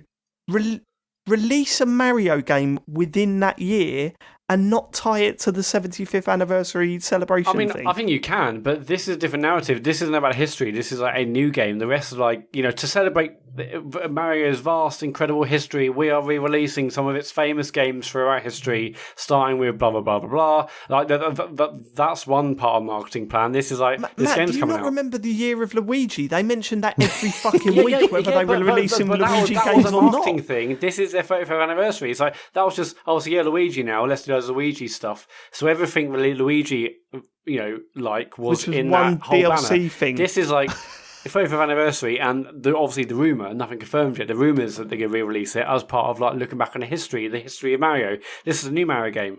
Like I don't think it has to be part of the same marketing 2020 plan. Is the 75th anniversary of Mario. The 35th. The 35th, sorry, 75th. The 35th anniversary of Mario, right? We're now in May, and they haven't mentioned that. And they've announced a new Mario game. Don't you think that's weird? It is definitely weird, yeah. But I don't necessarily think this should have to lump in with the rumoured remasters. No, I'm not saying I'm not saying lump it in, but usually when you celebrate the anniversary like this, it lasts the year. Yeah. Am I wrong? No. I mean, yes. I mean, obviously they've definitely sort of been thrown by the COVID stuff. Maybe this stuff was meant for E3. Maybe it's meant for earlier. They've also announced that stuff that they were planning to release is not being released this year. They have already said that in a previous statement. What have they said? Let me try and find it. I haven't got it up. I think they said there'd be delays, but they haven't said that things are definitely not coming out or anything. No, but they're saying it's having an effect on their production of software and hardware, right? Mm-hmm. Yeah, but nothing. So wouldn't you think that maybe I don't know, man. I don't know. I think maybe the plans have changed. Then they cancelled they said they're not going to do anything during E3 anymore. That all got cancelled. Yeah, there's also rumours that I think it was who's the guy? Okay, it doesn't matter. There's a guy from a US games journalist. I can't remember his name. From Jeff Keighley? No, it's from VentureBeat. Yeah, I can't remember his name. Jeff Grubb. It's Jeff Grubb actually from VentureBeat. He gave news about this a while back, and said actually he's not expecting another direct now till September. So if that's the case in the 35th anniversary of Mario, then something is very up. Anyway, this game looks great. I haven't played a Paper Mario game before. This game looks good. Some people obviously mention the fact that it's doesn't say Mario RPG, and it's not defined as an RPG in the US store. Does that mean a change of the gameplay? But that's true. It's just Paper Mario now, isn't it? That's different. Yeah. I don't know. I mean, this looked a lot like Thousand Year Door to me, which is a really good thing because that was the absolute high point of the series so far. I must say, I find the series impossible to track because there's no real naming convention, is there? There's like the Super Paper Mario, there's Thousand Year Door, there's just all got different names. But they're all sort of more or less the same. How are the Paper Mario games different in terms of combat and style of game to, say, the Super Saga series? Well, I mean, they're both turn-based, aren't they? Like, they both use turn-based mechanics. Yeah, and they're both sort of witty, and they've both got that sort of lighter. Hey, Mario's not in his usual sort of hello. But the Paper Mario ones, more recently, started to focus on having more direct gameplay in them rather than just turn-based battles, and that was bad. It didn't work very well. Yeah, because Super Paper Mario was a platformer, wasn't it? And it had all that cool perspective shifting stuff. Although I found that started to bother me. Yeah, because I was just constantly changing the perspective, just in case I missed something. So yeah, I don't know, but yeah, this looks fucking great. I thought this one. Yeah, I'm looking forward to this because I straight away pre-ordered this because I definitely want to play it because I love the other ones. I thought they were all mostly good, and I mean Colour Splash was the last proper one I think which came out on Wii U. Oh yeah, and that was on my Game of the Year list, and because I really loved it, I thought it was fantastic, but most other people didn't agree. If I remember correctly, you were the only one saying it and then shouting at all the journalists for not getting it. Yeah, I know, because it was annoying because they clearly not played it hardly at all. And that's quite an accusation. Well, it's true. James. It's true, and I stand true. by that. I would like to point out that is not true. That is James. David, I'm not mentioning any names at all, but I'm just saying. I love the fact that you're so arrogant, right, in your opinion, that because no one agreed with you, they couldn't have played it. Definitely. That is where you've gone. Okay, all right, sure. Any more news? Yeah, there's also, Switch Online's getting 4 more games. I don't know if is this news? I mean, I'll tell you what they are. I mean, I don't know if anyone's going to care. For the Super NES, we're getting it's Wild Guns, Panel de Pon, and Operation Logic Bomb. And for the NES, we're getting Rygar. I mean, does anyone care about any of these? I mean, Panel de Pon's it's supposed to be a very, very good, what's it called, puzzle game. But I don't know about the others. These are old games, aren't they? Fuck that. Why does this make the news and the new Game Pass games or PlayStation Now games don't make the news? What's going on? Interesting, isn't it? Interesting, Dave, isn't it? That is interesting. Apparently, Wild Guns is brilliant. I've never played it, though. Apparently, it's great. Okay. So there you go. Yeah. Okay. Any more news? Last news story. Oh my god, it's going on forever. No, it's an Anthem story. Oh no, okay, fair enough. James, I know I get shit for interrupting you and everyone listening saying, Matt, shut the fuck up. But this is a non-news story. It's an Anthem story. In the biggest therefore, sense it is a news word. story. And yeah, it's in. Okay, I'm looking forward to hearing this. Okay, I mean, yeah, you're right. It is a non-news story because there is no news, which is amazing. Great. It's okay. So basically, you shouted at Matt last week for saying, "No, Dave, why are you not week. mentioning about digital events?" And you say, "Well, because there's." Okay, David, look, news. Anthem, There's literally nothing in this, but I'm looking forward to hearing it anyway. Anthem is funny. That's why I've chosen this. All right, let's see where the comedy comes in. Go on, turn it into magic, James. So anyway, the title is it's Anthem developers have begun to figure out what went wrong. And so what it is that Christian... Actually, that is pretty funny. Exactly. This is why I chose this story. So anyway, Christian Daly, formerly the franchise development director for Anthem Live Services and now the studio director at BioWare Austin, has apparently put together what is called an incubation team of around 30 people to work on the game. And so at the moment, they're looking at what went wrong and how they can improve the game. So this is the quote he said. He says, "We really want to provide you all the transparency we can because of your passion and interest in Anthem. But with that comes..." Who is he talking to? I don't know. That's what's funny. He's talking to James. Everyone else sort of in the room, looking at each other, do you got passion and interest for Anthem? No. Have you got passion and interest for Anthem? No. I just... And then they look at the back of the room and there's a massive mirror and the guy's just looking at himself. I mean, the thing that to me seemed quite revealing is for the scale of changes that game needs to work. 30 people doesn't seem like a lot. No, Sean. No. He's got an answer to that. He said that because there's only 30 people. Right. Because there's only 30 people, they can be more agile. Righto. Exactly. Like they're not developing the game; they're working out what went wrong. Like that's fine. If you have too many people, it's just going to be a mess. Like I think that makes sense, frankly, for the start of a new project. I don't know. Okay, I mean, what? I mean, how do we know how many people are deciding out of those 30? What's going on? No, we don't need 100 people like saying, "Okay, was this what went wrong?" Like. Get like an actual like the trouble that we heard about the original Anthem is that there were so many voices and not really a direction, less people. You'd like to think that okay, no, fine, but like it's still quite. But this is what they should have done a year ago. Like, why is this now? They should have done, but they can't. So we're here now. So we're here now. I mean, also, what you're saying, Matt, is that. Maybe 35 too many still, you reckon? Well, 25, I'm thinking, like, if you think, enough? wow, 30 is not massive for development, they're not developing. They're just working out what went wrong. They'll hopefully get a core, concise idea about what they need to do moving forward, and then they'll increase the team. Okay. Makes sense. Can I finish the quote? We worked out what went wrong before the game came out. Go on. So this is the full quote. So he said, "We really want to provide you all the transparency we can because of your passion and interest in Anthem. But with that comes seeing how the sausage is made, which is not always pretty, by the way." So yeah, that's what the phrase means. Yeah, thank you for explaining it. It's just to let you know, that reminds me of sausage is actually not as nice as you'd think. Sausages are disgusting. That reminds me of one. I can't remember what it was, but it was a quote from someone. It was like, and it's like finding a needle in a haystack, which is really difficult. Oh yeah. But, I mean, they've pledged more regular updates going forward, so get ready for these over the next couple of months. There's going to be live streams and social media posts, apparently. Brilliant. So, can't wait. They've announced a tweet. I love a social media post. They've also binned off the seasonal structure, and they're just going to go for a substantial reinvention once they figure out what's wrong with the game. Still working on that. I thought they said they figured it out. I hope they nail it. It'll be fucking amazing. They're like, here's Anthem. It's like, holy shit, it's incredible. Surely we're all hoping for that. Oh yeah, I'd rather have a good game than a bad one, but it just doesn't. They need to buy their own IP, don't they? Yeah. They need to separate, and that's what will get the most interest out of anything of this. Hang on, what? They need to what? It feels like someone needs to buy that IP. Oh, someone else needs to buy it. Yeah.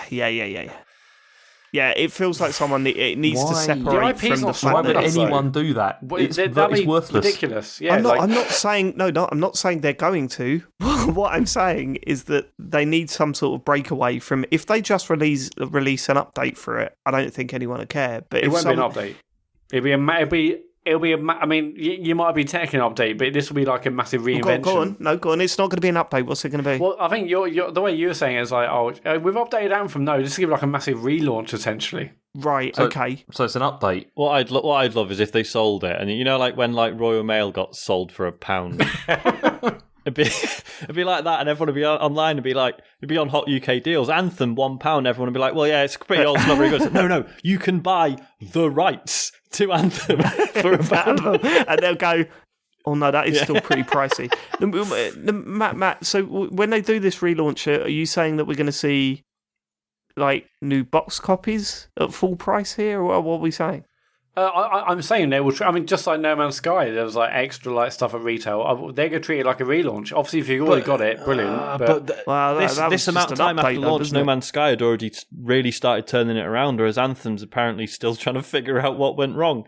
Yeah, they're trying to figure out what did the iceberg do to this? It fucked our ship. What I mean is that there needs to be some sort of real indication that they are really going to make a go of this, and I don't think they're going to do that under their current banner. No. Well, we'll see what the incubation team says about that, David. I don't think there's enough of a separation from the launch. I would like to know how long this charade's going to go on for before it. Why is it a charade, James? They're trying to fix the game. What do you want from them? James, seriously, what do you want from these guys?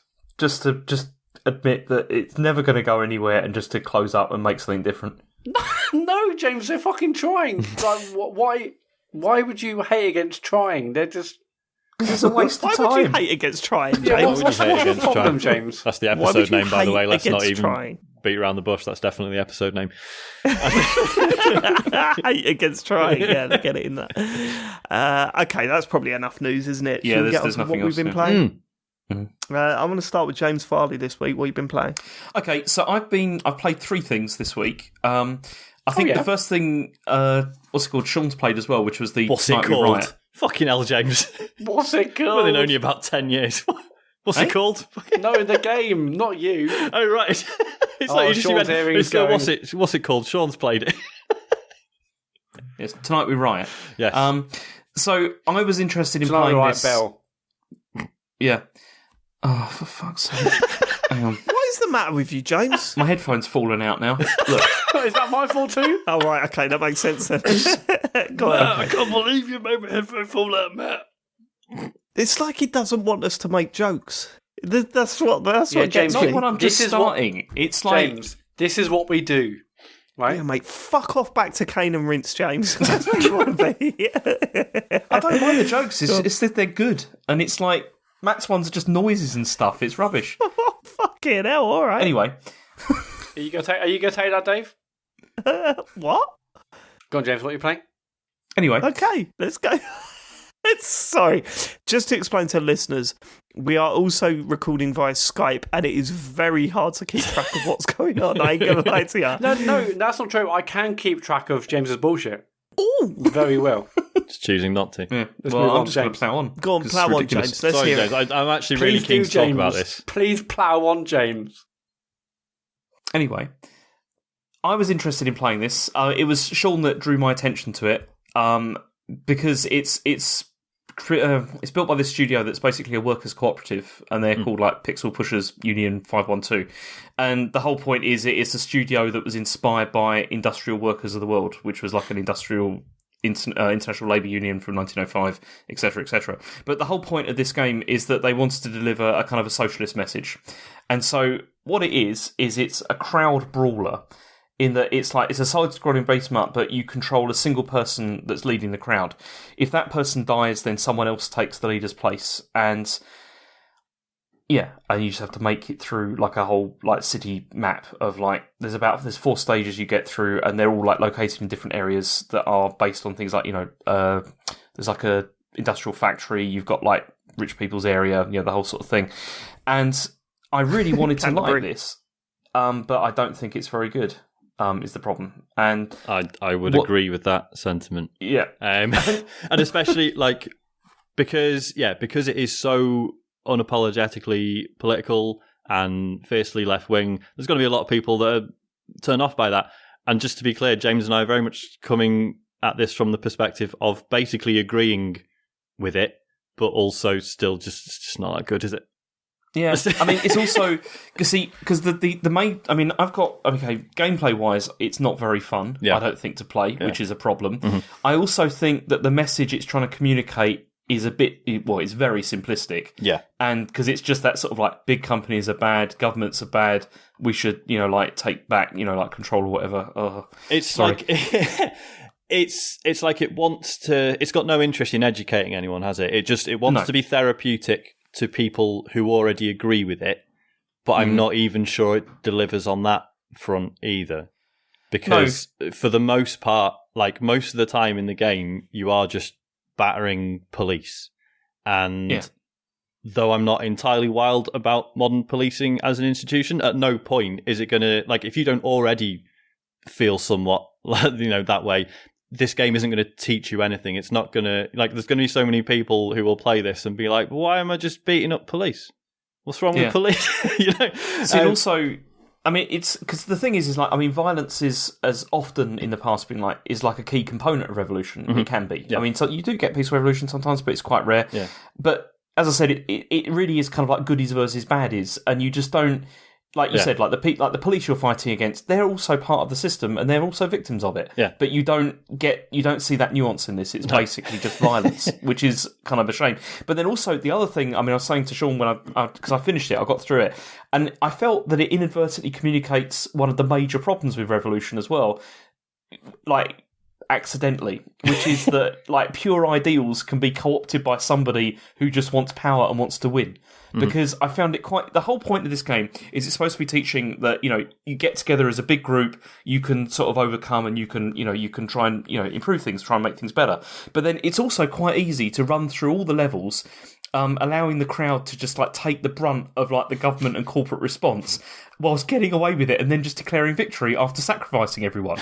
And it's like, that's not socialist. That's how you found a dictatorship. Yeah. Like on those sorts of things. I mean, it's what you were saying. Like, with one person dies, then someone just takes over, and I'm kind of like, well, I'm not cool with that. This is it, isn't it? Yeah, exactly. Because like you say, it's trying to deliver that message of like it's better to have a crowd, right? Because it's whatever attacks you're doing, your like the crowd that you're with amplifies it, right? So if you're like one of your weapons is like bricks, for example, that you throw, and if you're throwing bricks, everyone else is throwing bricks with you, and it's supposed to be this idea that's like, the more people you've got, more people on your side, the more powerful you are because you're all working together. But as James says, actually, you can use those people as just like an expendable resource. Like exactly, it's like cannon fodder while you just run off and declare victory, which is part of the thing, and it's just. Yeah, it doesn't really communicate any of like the grey areas of Revolution, and Revolution is in just entirely grey areas. There's all sorts of things which about it which are not. It's never like as simple as like it's good versus evil at all. It's like people make horrendous decisions when they're in that sort of situation that you can't, that aren't really communicated here at all. Yeah. It's just. It's just disappointing. It wasn't particularly fun to play, and I finished it all in one sitting as well. I mean, I didn't. Yeah. It wasn't just not interesting. Especially I don't know about you guys, right? But I know, Sean, you've said a few things in the past or whatever, but I've never been comfortable with the police's bad message. Never been comfortable with that. I mean, don't get me wrong. There's obviously some horrendous stories and actions and stuff like that out there. But I think as a message, that's just scary to me. So it's worth looking teaching into. Like our kids, they're bad guys, are we? That's what we're teaching kids. No, I know what you mean. Like you want to, you want certainly, in terms you want of to believe that the state works, don't you? Yeah. And it's not just the state. I'm boiling it down to a human level. Like if people get in trouble, there are police out there that are trying to literally do the best for you. Yeah. And if we're blanket statement, police are bad, I just think if you're attacking a system, that's one thing. But when you're turning police, like I think the thing that summed it up was when we were playing Streets of Rage 4, James. Yeah. And there's a level in there where you go in and the police and you got to fight the police, right? And I just said to James, why are we fighting the police? And you just went... You just go, corrupt police. They're corrupt. Yeah. And I just went, what? All of them? I don't know, man. So, Dave, subscribe to that message. If you've got an hour... That's easy, Dave, for us to say is like 4 white men. It's a race issue. Yeah. As like, if you're like a black and ethnic minority, it's a very different view because historically police have not been the good guys. Like a lot of modern policing came about to like basically repress. So when black slavery ended in America, they were like, "Oh no, how are we going to stop them all rising up and killing all the rich people? We'll make modern policing." That's an unrealistic message. But it is an unrealistic message because you say that, but if your house got burgled, who are you going to call? Do you know what I mean? It's. But for us, because we're other people, maybe not, and also it depends on which. Like other regions of the world, the police are not the same as here. No, of course not. Of course not. I'm just talking about the lives that we live here, right? Mm-hmm. I don't want that message. Like I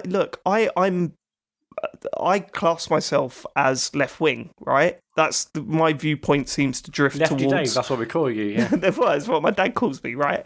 Old Lefty Dave. But I hate talking politics, man. I fucking hate it, right? Yeah, no politics, just whatever. But my son gets like if we're teaching this as a message, right? And my son gets lost in the middle of the street. I want him to go up to a policeman. You know what I mean? Is that a crazy thing to think? No, of course not, no. No, but it's because of the situation you're in and because of your background and who you are and who your kid is. there are other people in this country who literally that is the last fucking thing you should do. Yeah, they would never go to that. Yeah. So it's always well saying, like obviously you and your viewpoint and us and our viewpoint, yes, police is that person to go to, but it's not for everyone, is it? Yeah. Dave, if you've got an hour free, which I know you haven't, but this is more for the listeners. There's a really good video. There's a YouTube channel called Renegade Cut, and he did a video it was about Disco Elysium, but also about the evolution of modern policing, and it's really interesting. Give that a watch. It will certainly, all over it. You might not agree with it, but it will explain the perspective really well, I think. I suppose the difference is that there's one thing at looking at the system, and then there's one thing at looking at individuals. No, absolutely, and there's I think that's you know. But the problem is that the idea is that good police are still operating within a potentially troublesome. So bringing this back to the game that you're talking about, I think the conclusion that I'm getting from the discussion we've just had is that, I mean, this is a far too complex subject to try and boil get down across and deal with in a fucking beat 'em up. It's like they kind of know that, right? They've said in interviews that this was very much like the point, because actually we do forget that so many games don't even, bat an eyelid at like, hey, go to Iraq, kill the foreigners, and we just don't even notice that because it's so ingrained in us. Like people don't even see that as political anymore. Like a game having real guns and depicting real, real wars that have actually taken place or whatever, or just very similar to real ones. People don't even notice it. So I understand the point they're trying to make, but I just don't think it's particularly effective. Sorry, James, go on. I understand that, but then also, for me, that comes under whataboutery which is also a problem, because this is where I think we should be better than this in terms of showing that there are actually nuances to a lot of these arguments, and there's complex issues here at hand that are, like as Dave said, it's like people, these are individuals as well that you're dealing with at different levels, and I don't think this communicates that at all, and I think that is a problem. And I think the devs have said, it's a game for anyone who's dreamed about throat punching Donald Trump. Which again, I get. But to me, if that was what I was after, I'd probably rather play Hitman, because that's all about going after people, like high society proper bastards who are beyond reproach because they're too wealthy, too powerful, too whatever, and that's why they hire Agent 47 to go after them, which obviously is that's not a solution. I'm not saying because ultimately Agent 47 is being hired by other people with the resources to make that happen. But in terms of the satisfaction of that throat punching Donald Trump thing, something like Hitman to me delivers on that better, because it's like I am going after people who the system has failed to bring them down, right?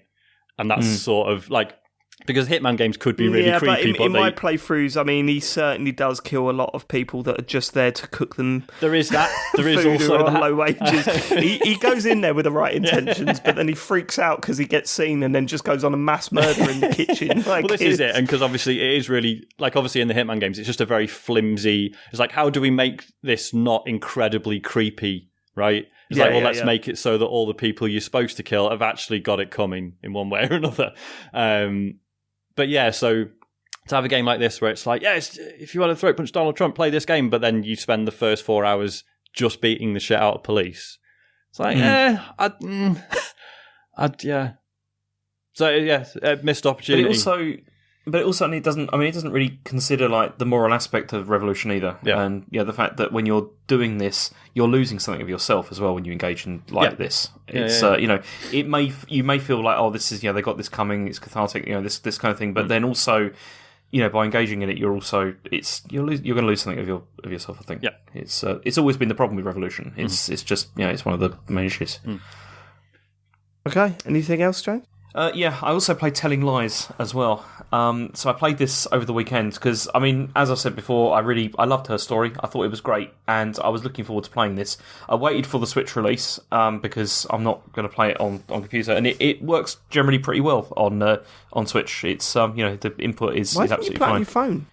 I don't know, actually. I don't know. I just don't play games on my phone, I guess. It just doesn't really happen. But I've got to say, overall, I was quite disappointed with it. I did not enjoy it, really. I've heard this. Because I was well up for this when it came out, and all I seem to hear recently is like, oh, actually, it's not as good as her story. And well, yeah, it's not as good, but I still enjoyed it. Yeah, still definitely enjoyable. The thing is I think. You see, I wouldn't criticise anyone who thinks this is good, because I think a lot of it will probably depend on how engaged you felt with the story and whether you felt it was interesting. Personally, I felt it was better in her story, like the game mechanic, because it was focused on a single person. The mechanic of searching for like keywords was much more focused, and it was easier to sort of just keep track of everything. I definitely agree there. Yeah, it definitely made more sense. Because the thing with this is, like, with adding so many new characters and there's so many scenes that are going on, it does become rather complicated, and I was continuously bothered that I was missing things, because it was bringing up so much information every time.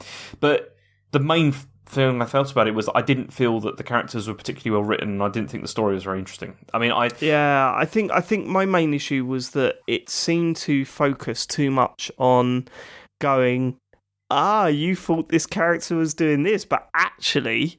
it did that a lot, like, especially with the main character in that game, the guy, where it was like, oh, you think he's got this personality, but now you've seen this bit of audio, he's actually, like, it's his job to do this now, so now, and it was like, it got to the point where it was trying to flip it over so many times that I kind of lost interest in his story completely. And yeah, as you say, it just felt like, because it was so self-contained, her story, Telling Lies just seemed to be far more spiralling, to the point where, it went too spiralling for that way of delivering that story. And also, I don't know if they've changed this with an update, but the fact that, so in Telling Lies, there can be like 5-6 minute videos, right? Yeah. And the clip starts from the key word that you put in. Yep. Not from the start of the video. And rewinding the video was a fucking ball ache on the iPhone. Yeah, it still was. Yeah. Really. It was just like, oh, God. So I've found the clip. I'm always going to rewind to the start, because why wouldn't you? And it would take fucking ages. Also, Dave, with those vibrating Joy-Cons doing that, that's not fun. Oh, God. God. Yeah, they vibrate quite a lot when you're rewinding, which gets quite annoying. James, how long had you been playing before you realised you could have rewound all those videos to the start? No, I mean, straight away. Like, cool. It was, but then I got to the point where I was like, some of these videos are really boring to watch, and I just can't be bothered to do that. So I was just like skipping through things and just looking for dialogue. There's no wonder didn't you miss a bit of the story if you were like, I mean, I thought the story was good. I mean, it wasn't great, but I enjoyed being carried along. But if you're skipping bits, you're never going to really be satisfied, are you? Sadly. Yeah, but to be in fairness, there is a lot of and then like 2 minutes of just someone staring at a screen, and then or nodding, and it's like, okay.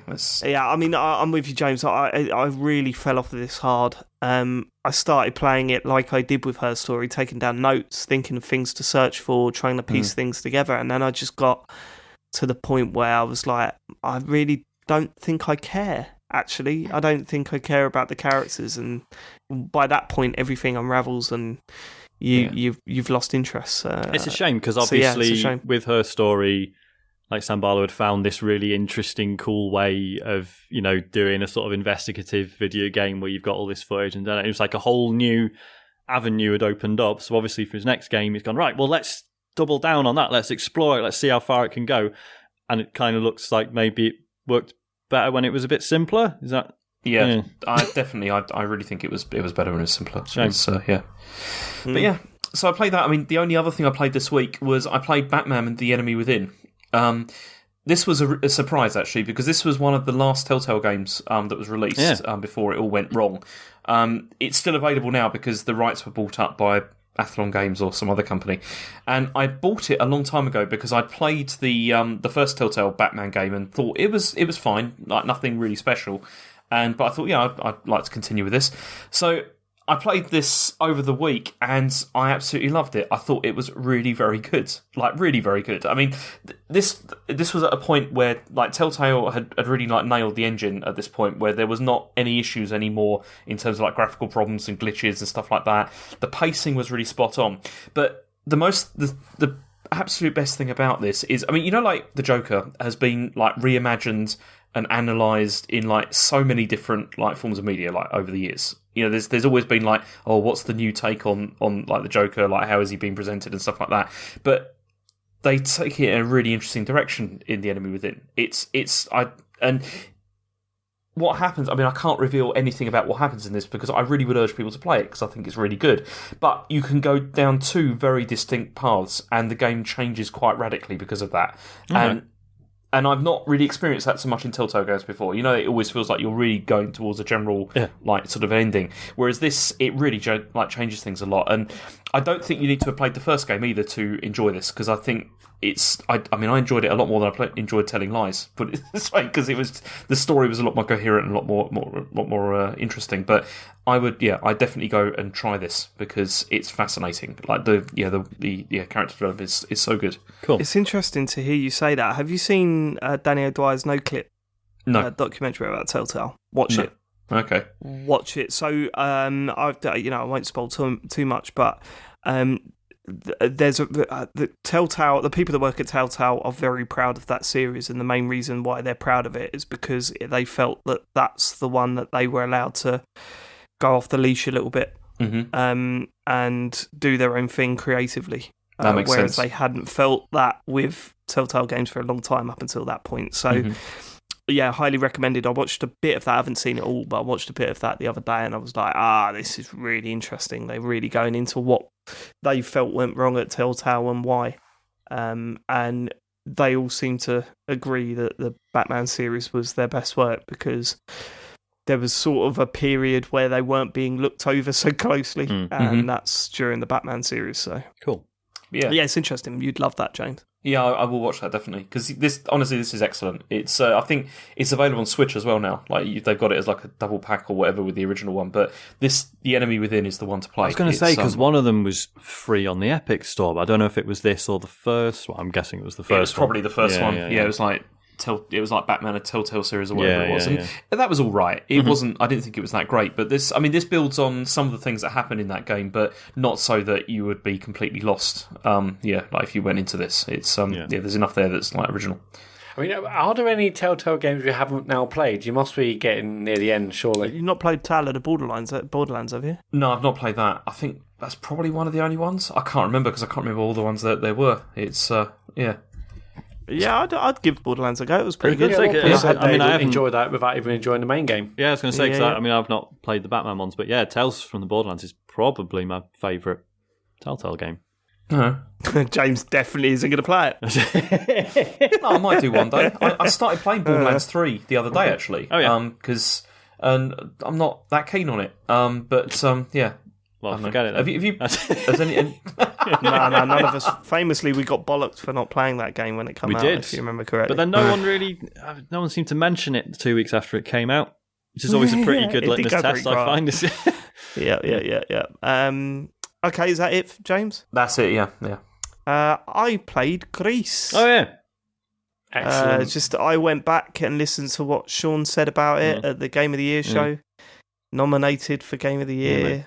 Incredible to look at, great sounds, great, perfectly weighted puzzles and platforming was, I think it was a quote from Sean there, and I played through it this week, and it's honestly utterly incredible from start to finish. From start to finish, I had an insane emotional connection to the game, and I was thoroughly gripped throughout. I think partly due to the imagery, a lot down to the soundtrack and audio. I thought, as you say, it was one thing that really, really impressed me about that game is how you always felt that you were going the wrong way but were always going the right way. It made the whole world feel so much bigger than it actually was. The fact that it's all connected as well, like with a few breaks here and there, but still technically connected. You know, there's bits where you go into the statue's hand and you fall down a pit, but it still felt like you were in the same area. Like I'd love to see a map of all of that. You know, just a huge, just one-shot image of how everything connects, if it does connect. But really, I mean, it is. I think a lot of it is down to the visuals, and that can't be underplayed. Like I mean, if you've not heard of Gris, it come out at like a couple of. It's spelled Gris. It's available for. I played on the Switch. It come out a couple of years ago, or a year and a half ago. December 2018, wasn't it? 2018, so it sort of missed the Game of the Year show. And it was funny, it was one of those games that I always thought that I wanted to play, just because it's one of those games where you see it in motion for a bit and you go, oh, that's different. That might be interesting. And it's sort of a puzzle platformer.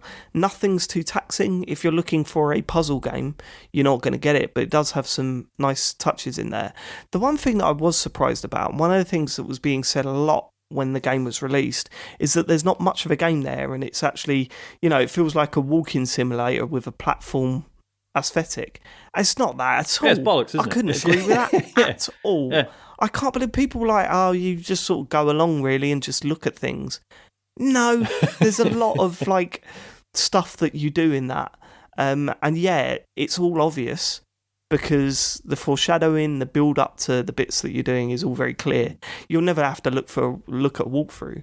But I don't know, man, just sitting, the imagery was so strong, and yes, things are a bit blunt with the point that it's trying to make, but it never bothered me. Like, it wasn't to the point where I was rolling my eyes, because it's never shoved in your face. It's all background stuff, you know, like the statues of the women crying and stuff like that. It's not going, yeah, look at this. This is about such and such. You kind of get it, but without it becoming too overbearing.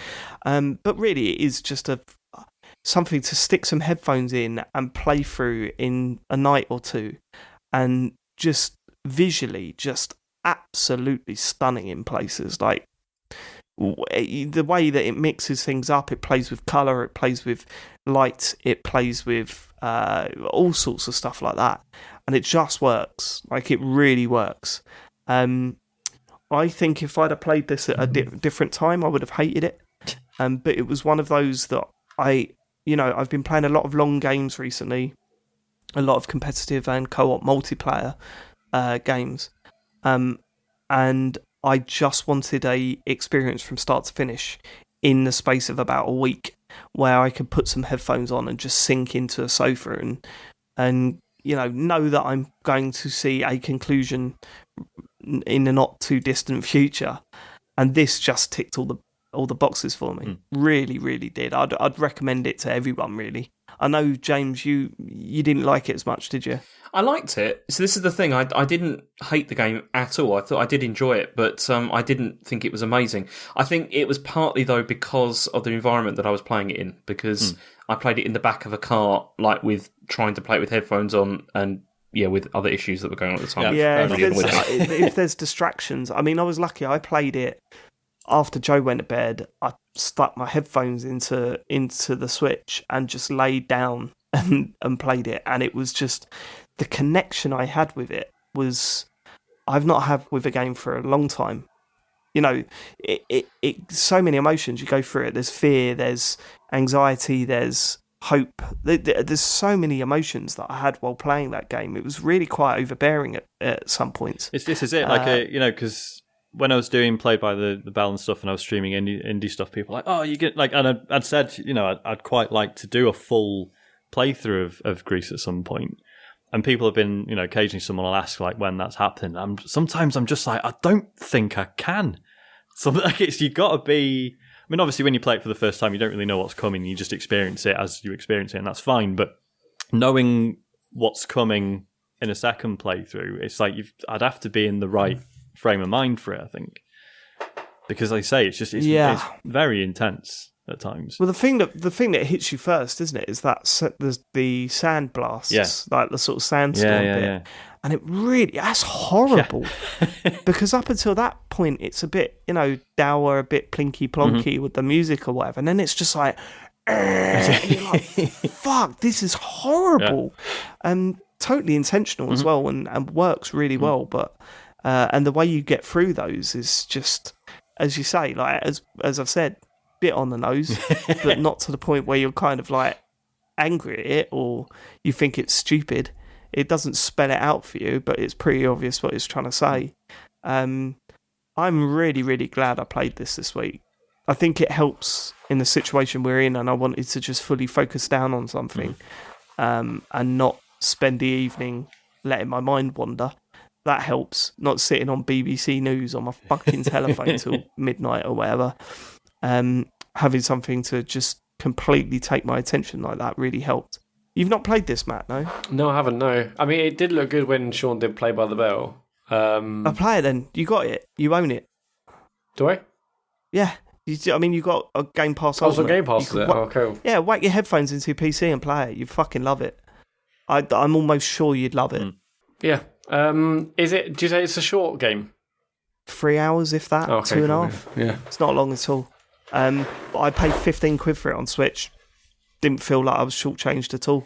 I thought it was worth every penny, to be honest with you. Okay, cool. I'm really glad you loved it because I heard like some people loved it, other people thought no, it's not for me. And I like my view from the outside was it looked nice, but it wasn't like an essential game I had to play or anything. But I'm glad you loved it. Yeah, don't expect it to be. I mean, there are long sections where you're walking along, and she does walk very slowly, but I think it is respectful of your time. Yeah. Like the amazing bits are when you finish a area and then you find like the hole, which you don't find, you're not actually looking for it, but the bit just behind that is like usually just a drop, and it drops you right back where you started, so you don't have to walk all the way back. But yeah, and also the only advice I give to you, Matt, is if you play this, just trust it. If you're walking along a big long ledge thinking, I hope I don't hit a dead end so I have to walk all the way back again, you just won't. You won't. Okay, cool.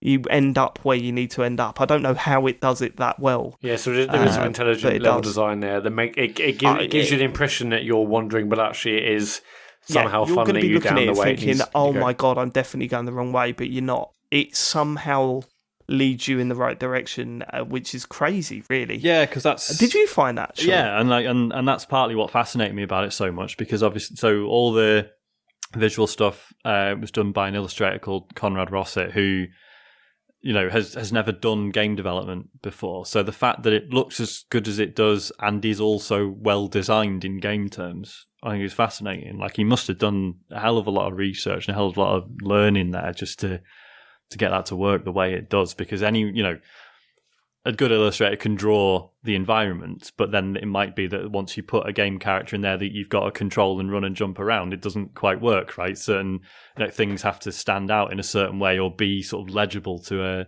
a person playing the game, and it nails that. It completely nails that, and that's just fascinating that he's managed to pull that off. I mean, you can see why let's not talk about how much it cost me, but you can see why it's one of the few where I've bought the art book for it. It's beautiful. Totally. Matt, headphones on, get that downloaded, turn your headphones up loud, and just sit and play it through. And maybe over the space of 2 nights, an hour and a half a night.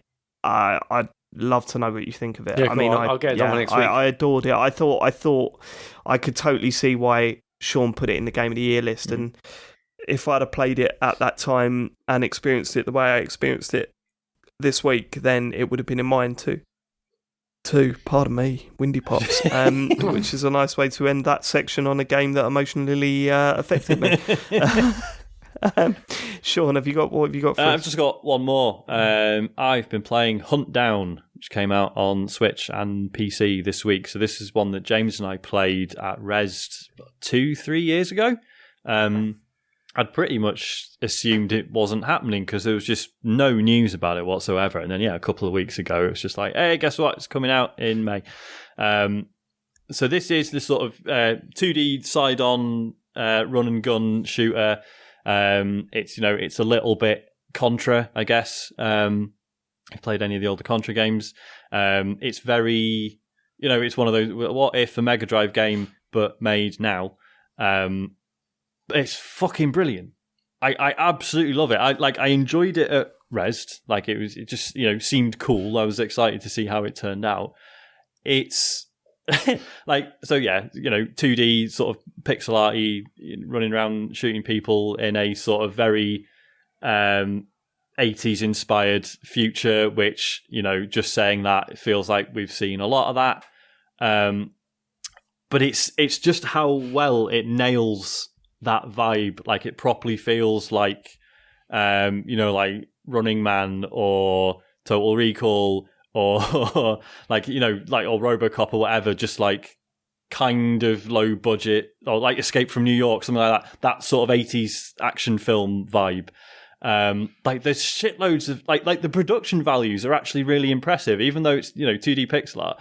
It's like there's shitloads of voice acting and loads of like little custom animations with like little set pieces, just shit just happening constantly.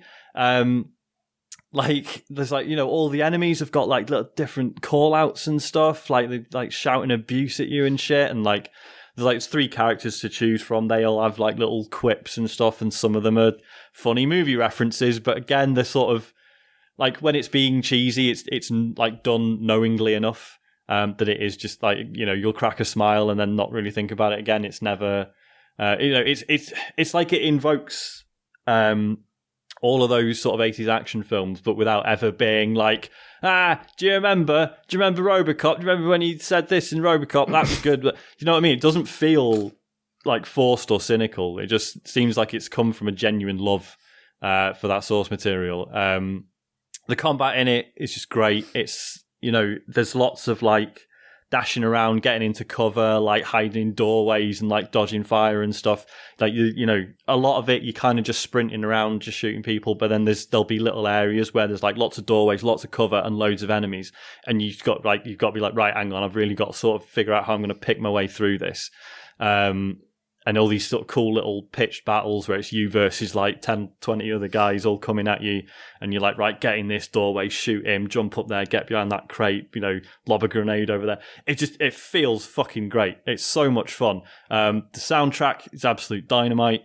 The sound design's amazing. Like the guns all sound meaty as fuck. And all the visual effects and stuff, like all the explosions are absolutely huge. It's just like it's a proper like assault on the senses, which I really wasn't expecting. Like I say, obviously we played it at Rezzed, and it was kind of, you're playing it with basically no sound. I can't remember if we had headphones or not.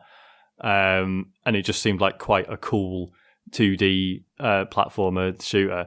But it's just how fucking intense it is. And like, so the structure of it is that, there's like 4 different worlds, and there's a bunch of levels in each level ends with like a mini boss, and then there's like a gang leader at the end, right, of each world. And each of the bosses is really fucking good. They're all quite interesting. Every single one is like, right, cool, there's a pattern here that I have to learn and figure out. And and they'll have different phases, and sometimes they'll call some goons out to give you some grief. And yeah, they're all just proper good fun. They all go, within sort of 2 or 3 attempts, they go through that arc of like, fuck me, this is impossible. Hang on, I'm kind of getting it now. Right now, I can do it basically without taking a single hit, and it's just great. Just gets you through that process really quickly.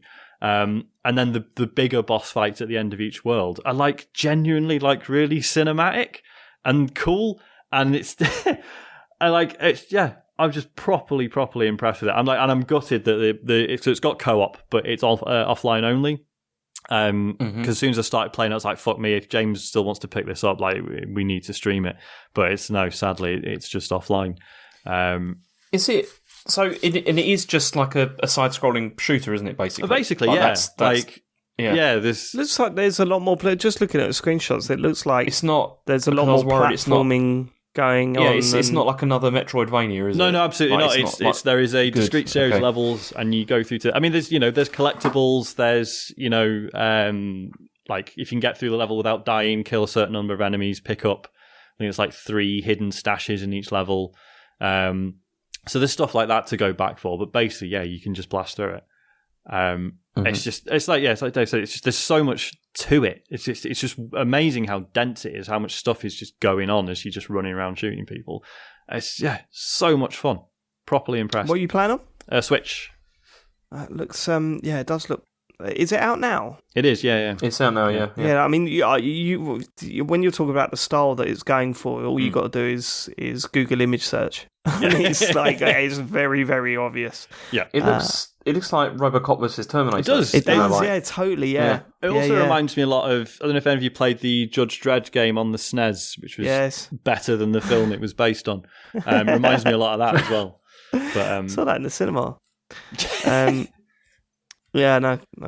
You know exactly what it's going for the moment you see that game. So, if it interests you, then good. But it's good to see that style is someone's still getting something out of that style, because, as you say, we've seen a lot of that recently. Yeah, and it's like when listening to the Kane and Rince episode about Axiom Verge, and they were saying how the guy who developed that was once asked, like, could this run on a NES? And he's like, well, no, a NES couldn't actually do a single screen of this. And again, it's Huntdown. He's like, at a glance, it's like, it's like a Mega Drive game, but actually, it's doing so much shit that a Mega Drive could never have possibly done. I love that. That's so good. Yeah, really nice. So, you were listening to what? You were listening to what? I said I love that.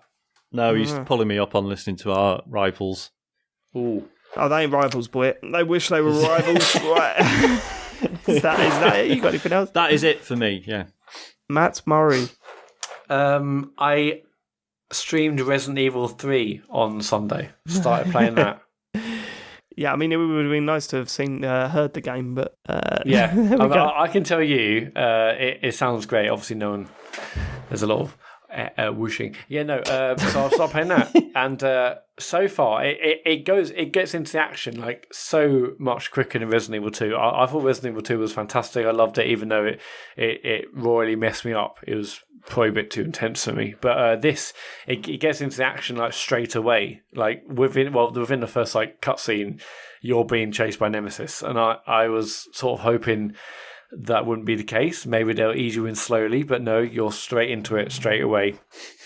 And it feels like a very, very different pace to Resident Evil 2 already. I didn't play the original Resident Evil 3 Nemesis, but from what people are saying in the chat and just from what I've learned since, the Resident Evil 3 is much more action game than survival horror of Resident Evil 1 and 2.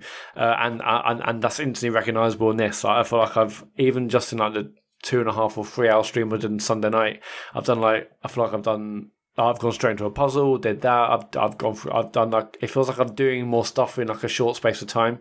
I know also this game is a lot shorter than Resi 2 was. I think some people have said they can finish it in 6 hours. So I'm expecting me to get done for like between 20 and 35 hours. And so I'm because I'm shit at games is the joke there. But so far so good. I've been chased a lot. A lot of people saying that I had some good reactions to Nemesis. I wouldn't say I've like freaked out quite as bad as I did in Resident Evil 2. Because Nemesis feels like a constant character, so a constant sort of menace. It feels like so far at least I've been fine. Also, I feel like I've got more gun power. There are like tactics you can do. You can like throw grenades at Nemesis, and he'll fall down for a bit, and also drop sort of crates, which might include weapons and stuff for you. When you go to attack other zombies, your knife doesn't deteriorate like it did in Resident Evil 2. So you can just do a lot of stabbing versus trying to conserve that in Resident Evil 2, which is also good. So I feel a bit more powerful as well. And I've also, again, in just that one stream, I've also got like a bunch of upgrades for the weapons I've got. So it definitely feels much more run and gun than the survival horror element of Resident Evil 2, and I'm enjoying it so far. Doesn't that kill the atmosphere a little bit though? No, because I still freaked out when I was getting chased, and I still didn't like it when it was throwing big punches and knocking me out. But it definitely has a different vibe. It's definitely less survival horror. But I'm fine with that. It looks absolutely gorgeous. I mean, like the RE engine is just gorgeous engine. And so it looks great. Having never played this game before, I'm excited to see where the story goes. I've looked like everyone's saying this is like a sequel. I hope I haven't like misheard of them, but people are saying it's a sequel to the first game. I looking into it, like the original one is like took place both before and after Resident Evil 2. So I need to clarify exactly where it is in the timeline. Do any of you guys know? Not a clue. God, no, I know nothing about the Resident Evil story at all.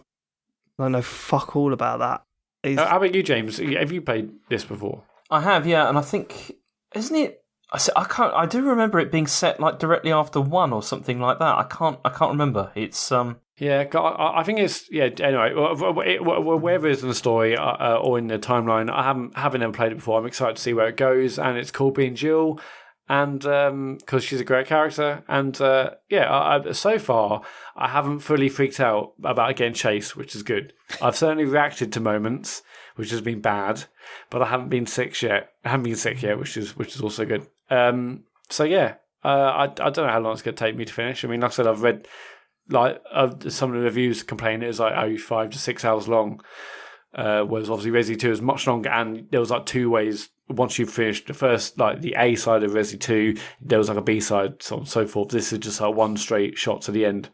A lot of discussion about how long this is going to take you on the Discord. I noticed there's a lot of people everyone interested was saying like 12 hours, like 6 streams. So let's say like 12 hours.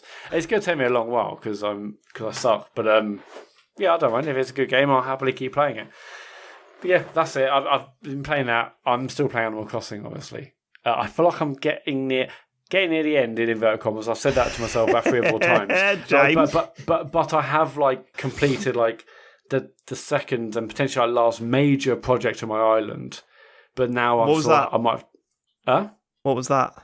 Well, I just created like a second big like residential area on my island, and so now because I've moved everyone out of town. I guess my next project is to go and redo town. But like I don't know. I'm still loving it. Everyone out of town.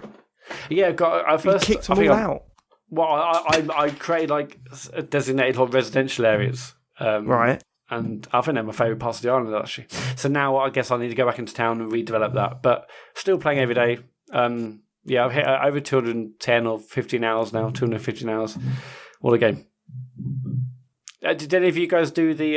Have you played it today? Have you done like the stamp stuff in the museum? Oh, is that today? That was shit. Yeah, I think it goes on for a few days. Okay. Yeah. It's crap. Is it bullshit? That game needs something now. It needs something. I mean, I haven't played it anywhere near as much as you guys, and already I'm going. It either needs a lot more cooler stuff in the shop. It certainly needs a refresh of the stuff that's in the Nook Stop. Oh my god! Shop Yeah, like and I the wanted Nook to ask, Miles. like, do I have to have bought everything and before it can replenish, or does it now never replenish? Like, I look every day. Are there new fences? No, I've got every fence. Like, and I've bought like loads of stuff. And in fact, I bought so much stuff the other day. Like, I did get a nice surprise. I got like a new app on my phone, which I hadn't heard of. And I was like, oh, cool, yeah, okay. so you can buy stuff directly through it. Yeah, you can buy stuff on it's the same stuff, right? So what's the fucking point? But it was a cool little. Oh, I didn't know I was going to get another app. But that's quite nice. But like I've bought fuckloads of things obviously through that, but I haven't bought everything. Do I have to buy everything for it to like potentially refresh, or is that just it No, now? I don't think so. Okay. I think what the thing is this is really odd the way that this is playing out, because in previous Animal Crossing games in the series, it was like the more money you spent, the quicker it was that it would upgrade to the next version of the store. Yeah. And they don't seem to be doing that this time. It seems to be they're just rolling it out to everyone like at the same stuff, time, which is kind of irritating because it means then you're just stuck with like this rubbish shop, for like a long period of time. It doesn't matter how much you spend. The shop's fine. It's more like the catalogue. And I don't know, the exclusive items that they sell in that shop seems to repeat a hell of a lot. Yeah, and the thing is when like last time it got to like the stage where you get like Nookingtons, which is like massive. It's on like 3 floors or whatever. There's loads of stuff like on each floor, like loads of like different things you can buy. Whereas at the moment it does feel very limited, which is disappointing. It's but I don't know when they're gonna when they're gonna plan to release the next update. I mean, the difference between now is like now it's seasonal, in inverted commas, seasonal content, whereas before it's like baked into the game. And now we're just reliant on when they do their thing. But yeah, I'm still happy playing it. I'm still playing it every day. But because I've had major projects to do, now I feel like might be nearing potentially the end of those. Hopefully I keep playing it, but we'll see. But no, they need to do something. But what can they do? Like, okay, adding, was it Brewster's Coffee Place? Adding that'd be good. Yeah, but that even the stuff, even all that stuff they're talking about, I'm kind of like, yeah, but what's that going to give you? Yeah, but that's the whole point. That's the whole thing with this game, though, isn't it? It's like ultimately that is what this game is. Is you're not going to get. They're not going to add like new gameplay things to do. Like they're not going to do that. I'm not suggesting that. I'm just saying they need an overhaul of the items that you can collect. Yeah, absolutely. Well, there will be that. There will be new but it's stuff, not coming quick enough. That's the problem. It feels we got we got the art stuff. Although Red's been from Ireland like 3 times. Yeah, well, this is it. It's like that's really slow, and you can only buy one at a time, and it's like okay. And that's the problem with this seasonal way of doing this, because before it wasn't slow, because the more you bought, the quicker the upgrades came, and the quicker new items came. And they're not doing that this time, which is a. But I think they've got to space out because of people like me and other people who have like played the stock market and have like millions in the bank. Yeah, they need to spread out further. I think, like Sean said ages ago, yes, you might have loads of money, but there's also loads more things to buy. So I think if they did the whole like, the more you spend, they'll upgrade, then everyone would have had it already like weeks ago because people have got to make millions. So I get why I have to do it, but I would. I'd argue that they wouldn't have to do it because you're just putting in a disadvantage of the people who I assume is the minority of the people that are, mining bells the way that you are, and you're putting it like the people that, like myself, that are at the point now where it's like, well, I want new things, but there's nothing to really go for. I'm sort of a halfway house of where I have been playing it quite a bit, but not an insane amount. And now I'm at a point now where I'm like, well, what? And it feels like it should be moving on by now. You know what I mean? I said, when we're talking about Nook Miles or whatever, I've got like 30,000 Nook Miles, and I think, well, I wish I had that many. I what for? What do you wish you had that many for? I'm building something at the moment, and I need them. I spend so much on like street lamps. Street lamps are a big one. But I mean, I spend lots saved up as well. But like with that island, I was saying when you go to the airport, you can either go and see your friends, which is fine. I've got no complaints about that. The other 2 options are you go to a random island, but that doesn't really do anything.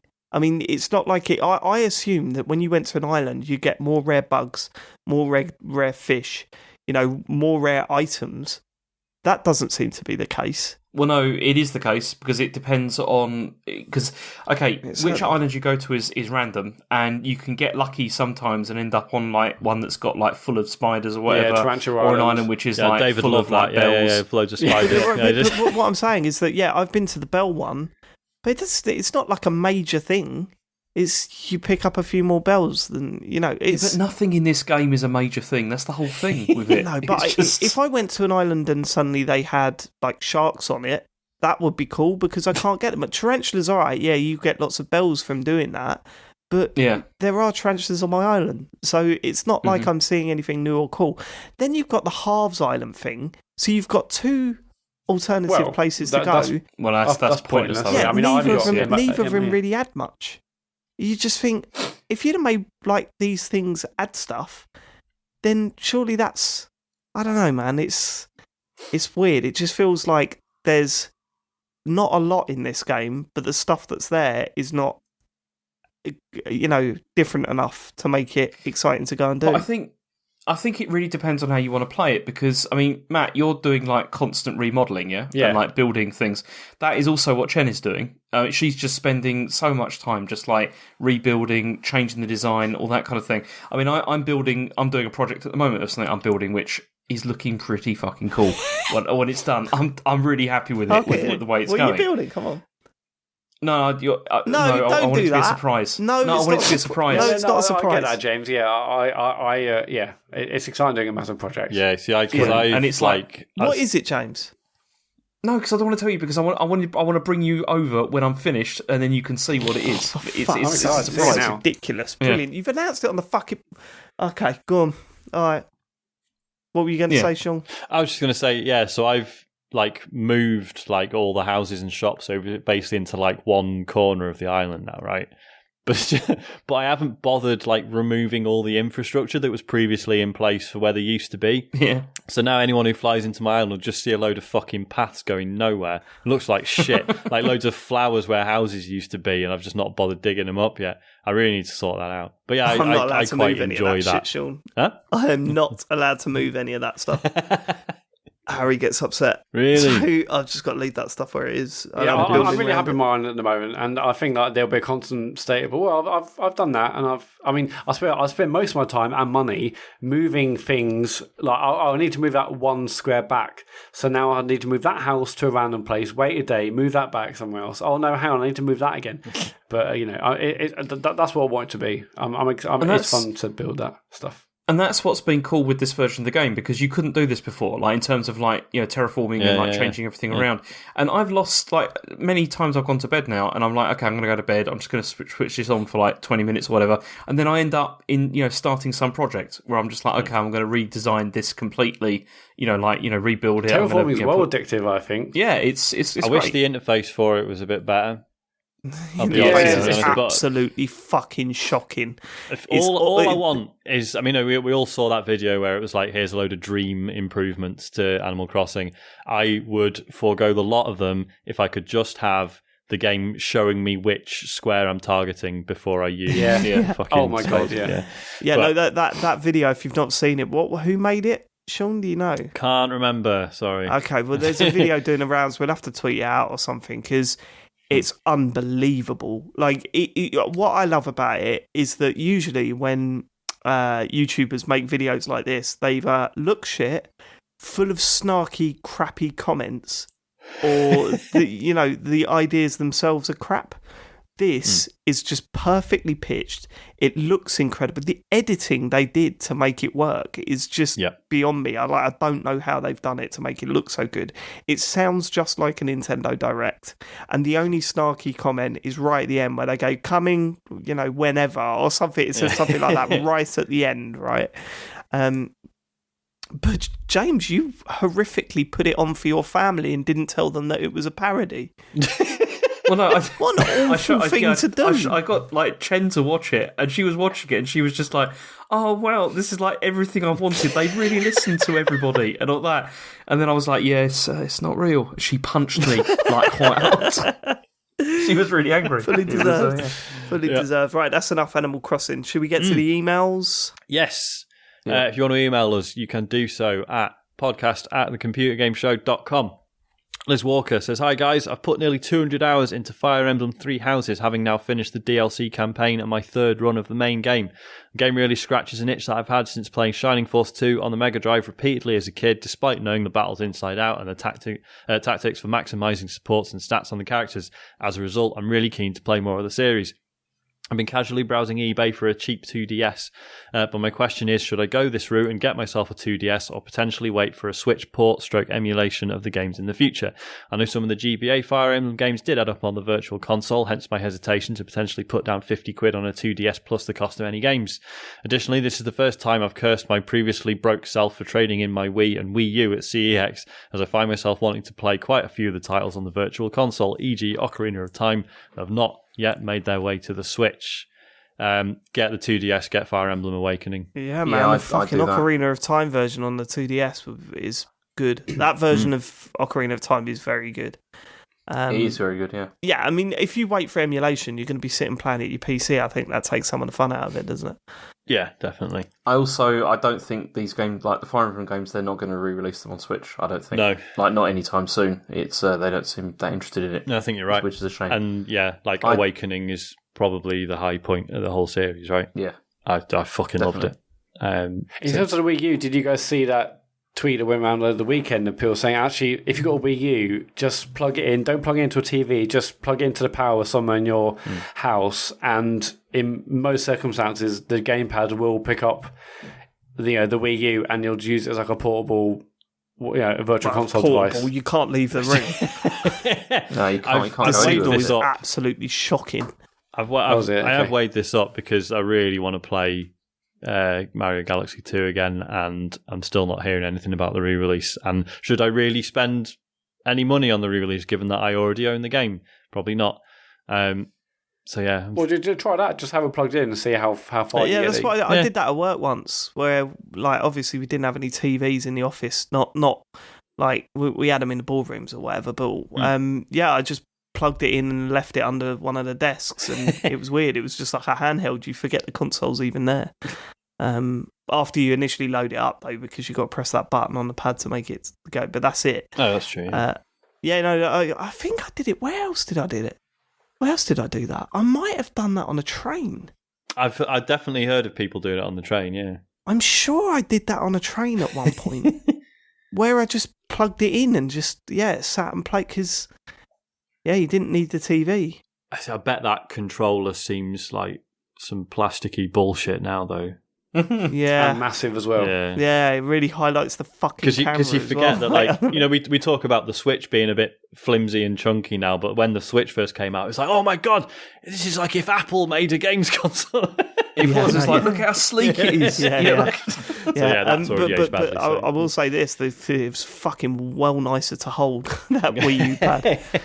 It was super comfortable, wasn't it? Well, I mean, compared to holding a Switch in handheld mode, yes, it was way more comfortable. But then, but the downside is that it's massive, and I do worry about the resolution in 2020. But there you go. Reese says, hi, Team CGS. Firstly, wanted to say thanks for keeping the show going regularly during this shitty time and barely mentioning the big Rona during the pod. I'm an essential worker and my daily commute to put baddies in jail is made immensely more normal by a few top blokes, and Matt having a chinwag about gaming keeps me from being in a constant state of worry. Sorry about the bit where we slagged off the police earlier, Reese. With things how they are, when I get back from work, sometimes feel like I need 30 to 45 minutes of gaming with my headphones in to forget about the day and escape from reality. But I feel bad about my other half, who's been stuck in lockdown all day and wants to spend time together. We have a good compromise, and she doesn't make a fuss, but I'm definitely aware I'm being a bit selfish. My question is this: do you ever feel guilty about spending time gaming over other social or family activities?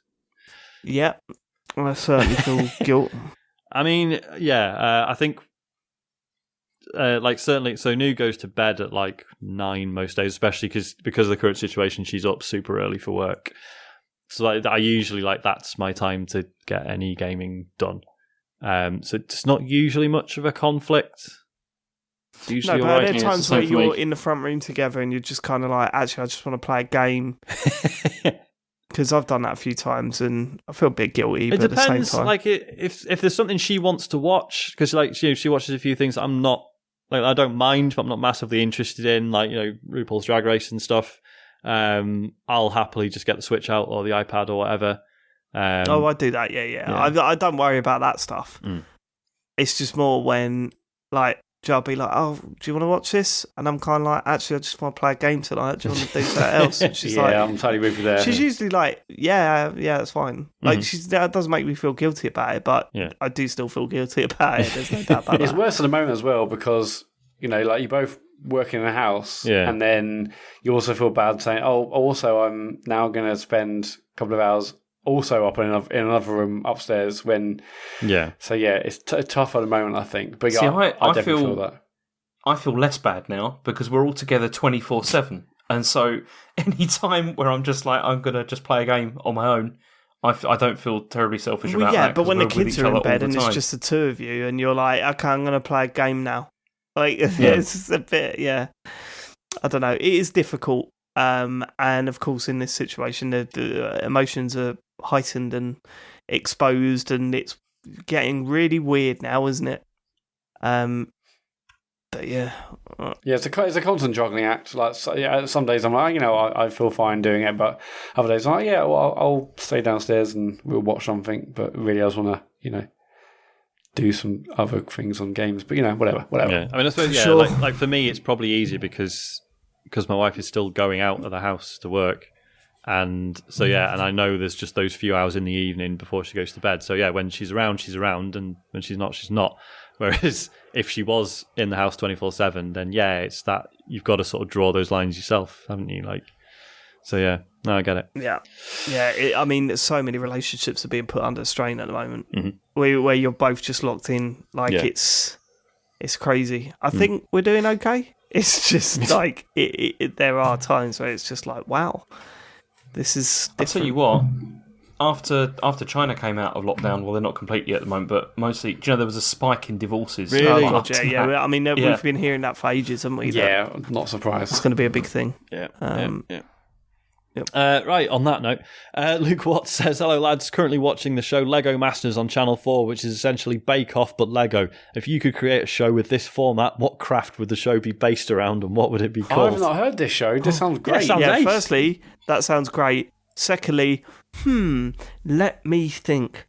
A show where maybe we could be judges. What could they make that we play or experience and decide whether they're good? Video games. Let's get a game jam where me and you, us lot just slag off whatever Ben's come up with.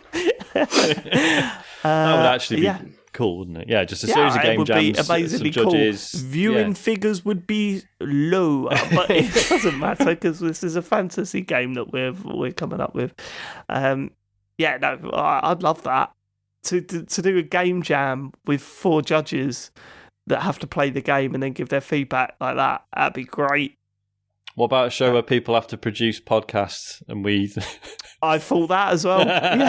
Where we sit down and just go, listen, Leon, you need to lighten it up a bit, mate. I've really gone for them this week. I don't know why. I think it's because I found out that Sean is a patron of their show. And it's enraged me. It's lit the fire again. But I mean, something like that would be great, wouldn't it? Yeah, 100%. Any other ideas? Oh, James, come on, you must have a good one. I got nothing. Lectures. I think the podcast idea is a great one. I'd love that. Which are? Our first contestant, Gaming Steve, who is the man with the game information. Like, okay, yeah, sure. It'd be like every episode. It'd be like, right, they'll be like, they have to produce a podcast on a certain theme. So it's like, right, guys, this week we've finally reached the true crime episode. It could just be like you've got to come up with a new podcast like format. Just keep coming up with formats. They just get more and more just ridiculous and absurd. Quick, interview Louis Theroux episode. We all know what that's like. Yeah. Miriam Mendieta says, Dear TCGS team, thank you for sharing your take on the Microsoft presentation. As a result of your discussion about aging and the age of your listeners, I began to think about gaming's effects on the body. Purely in ergonomic terms, what element of gaming do you worry will have the severest effect on your health? For instance, when it comes to posture, only the Wii controllers seem to go easy on your back as all other pads force your shoulders inwards, which surely can't be good for you. Keep up the wonderful work. Sincerely, Maria. I mean, my thumbs are fucked. I don't know about anyone else's. Yeah, it's my hands. Yeah. No, my thumbs are okay. My fingers, my 4 fingers, like, if I slowly put them into a fist, there's like... I was worried what you were going to say. There's an area that I can't go. You know what I mean? So it smoothly moves into a fist, but then it clicks like a little bit. Like this that sounds weird. In. Yeah, it is weird. I've had that for years, though, man. I've had that ready for years. Punching in spoons now. No, my major worry is my back. Really? Because, I sit forward a lot while I'm gaming as well. Yeah, and I slouch a lot. It's really, really bad. I know my back is going to be a fucking nightmare in about 5 years' time. See, the shoulders thing is interesting because, I've always said I quite like playing the Switch with just the Joy-Cons, like one in each hand. Have you mentioned that? I don't think you've mentioned that, have you? Have you? A couple of times. Once or twice. One or twice. It's worth just jogging your memory. Just bring it. So I worry that you forget sometimes. One in each hand. One in each hand. Yeah. Sean Bell. Just like lying down on the sofa. One in the left hand, one in the right, separate. What in each hand? Yeah. One in each. One in each hand. Nintendo Switch. And it's just now occurred to me, because it prevents that shoulder hunching, which is probably why I quite like it. Each hand.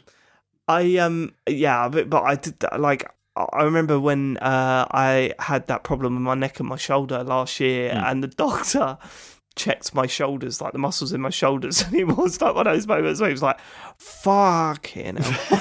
it's like your shoulders are in constant spasm. Sounds about right. Nice. I've been carrying 3 podcasters throughout a career. Sorry. My hands have never been the same since I fell off my skateboard. Really? Frankly. There was 1 week I'm like, I know I can't text as quick now. I mean, it wasn't even a bad injury, but that's just getting old, mate. That's just getting old. It sounds like you're denying aging there, Matt. Well, no, because it happened almost instantly. Like, hand, I can't type as fast. Oh, I think you're getting old, sir. No, it must be down to my super cool skateboarding accident that I had. Yeah, but it wouldn't happen overnight. No, sir. I'm sorry, sir. You're headed towards your 40s now. So that's not age. I've been smoking too much weed with my skateboarding friends. Oh, don't eat my shorts, Grandad. Right, one more email. Should be a quick one. Callum says, "Hi guys, long time listener, first time email. I've got a question for you. Can you all recommend one book, TV show, or game that us mere mortals may have missed and should check out whilst isolating like good, responsible people?" Oh God! I recommend book, movie, and book, TV show. Well, he says and one game, but let's go with or because we'll be here all night. Okay, right, sure. Let me go first. Okay. Book, So You've Been Publicly Shamed. I mean, you may have heard of that. Yes, but very good. John Ronson's So You've Been Publicly Shamed is excellent and really highlights a problem that I have with social media. Whether you disagree or agree with some of the villains in the book, reflecting on your own reactions to that is quite important, and that's what that book goes into, without sounding preachy or making you feel bad about past actions. It's really, really good. TV shows, 90 Day Fiancé. It's the most trashiest, nastiest piece of work on television, and by God is it good. So have a look out. I don't know how you can watch them, but I'm sure there are ways. Speak to your Uncle Don and go. There's 8 seasons of that stuff, so we're working through that at the moment. And what was the last one? Game. I mean, the idea was to just do one each, but go on. No, I'm doing all 3. I thought you were supposed to do all 3. Well, he said sure. And I said, let's change it to war, or else we'll be here all night. We're all doing all 3. Come on, let's go. Okay. Game, I don't know, Untitled Goose Game, that'd be fun. Right, Sean, we've spoken about games enough. Sean? Fucking book. Oh, God knows. I don't read. The Arrival by Sean Tan. I think I mentioned it when we talked about graphic novel chat. Beautiful book about immigration and the difficulties therein. TV show, Joe Pera Talks With You. I've probably mentioned it before. It's fucking stunning. It's on 4OD. It's this just weird, quiet, kind of sad comedy that doesn't really have any jokes in it, but everyone who's watched a lot of it is like, oh yeah, this is like legitimately healing for my brain. And I think that's something people could do with at the moment. Similar reasons, game, Wonder Song, which I still need to finish. I did actually go back to it, but I've not played enough yet to really, for it to be worth talking about it anymore. But I am planning on getting that finished soon because it's something I need at the moment. But yeah. Matt.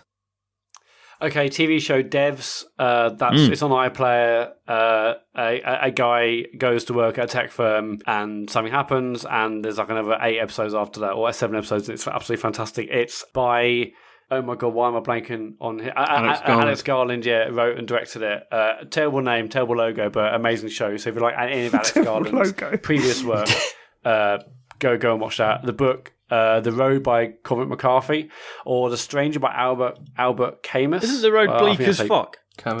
It is, but it's one of my favourites of all time. Okay. But maybe you're into that. The Road by Cormac McCarthy in the current is stunning. Or The Stranger, or Metamorphosis by Franz Kafka. Game. Oh, actually, TV show. If you don't want Devs, then Big Train. That's amazing, sort of sketch show from the 90s. Big Train. That's a Big weird Train, one. yeah. It's got one. Yeah, I mean, it's got some of the best sketches of all time in it. Yeah. Me and my mates were arguing all the time for is that better than Fast Show? And one day it would be Big Train, and other days it would be. Big Train's incredible, but it's not better than Fast Show, is it? I don't know. Well, I mean, I think there's an argument to be made. I think there is. Well, I think there is a game. I think there is. I mean, choose any game. Detroit. There you go. Oh, for God's sake, Ash, James. Book, I'm going to go 2 Billion Eyes, which is the story of, the inside story of, China's state media. It's very Perfect interesting. opportunity to plug your own book there, but yeah, okay, fine. It's not mine, but it's a good book. For TV, I was going to say Devs as well, because I'm really enjoying that. But instead, I'll probably say Mythic Quest's Raven's Banquet, which is is that good? Yeah. It is good. Yeah, it is good. I mean, it starts off a bit ropey, but it gets better, and I still like the fact that the main character is called Iron, even though his real name is Ian, and he just calls himself Iron because it sounds better or whatever. But no, it's pretty good. I quite enjoyed it. There's quite a good lot of episodes in it. The other thing. What? No, sorry, I just thought, what was the answer is Call of Duty, Friends, Where's Wally 2? That should have been the answer that I Everett, Cleves, Sessions. The game I'm going to go with that Batman game that I was talking about earlier, because I really think more people should play that because it's good. Yeah. So Batman bloody repeats. Oh, mate, chill out. Yeah. Not for me. I like them. Go on. That's it for emails. Let's go for. Let's go for. Not for me. I like them. I just. you just said that you want to.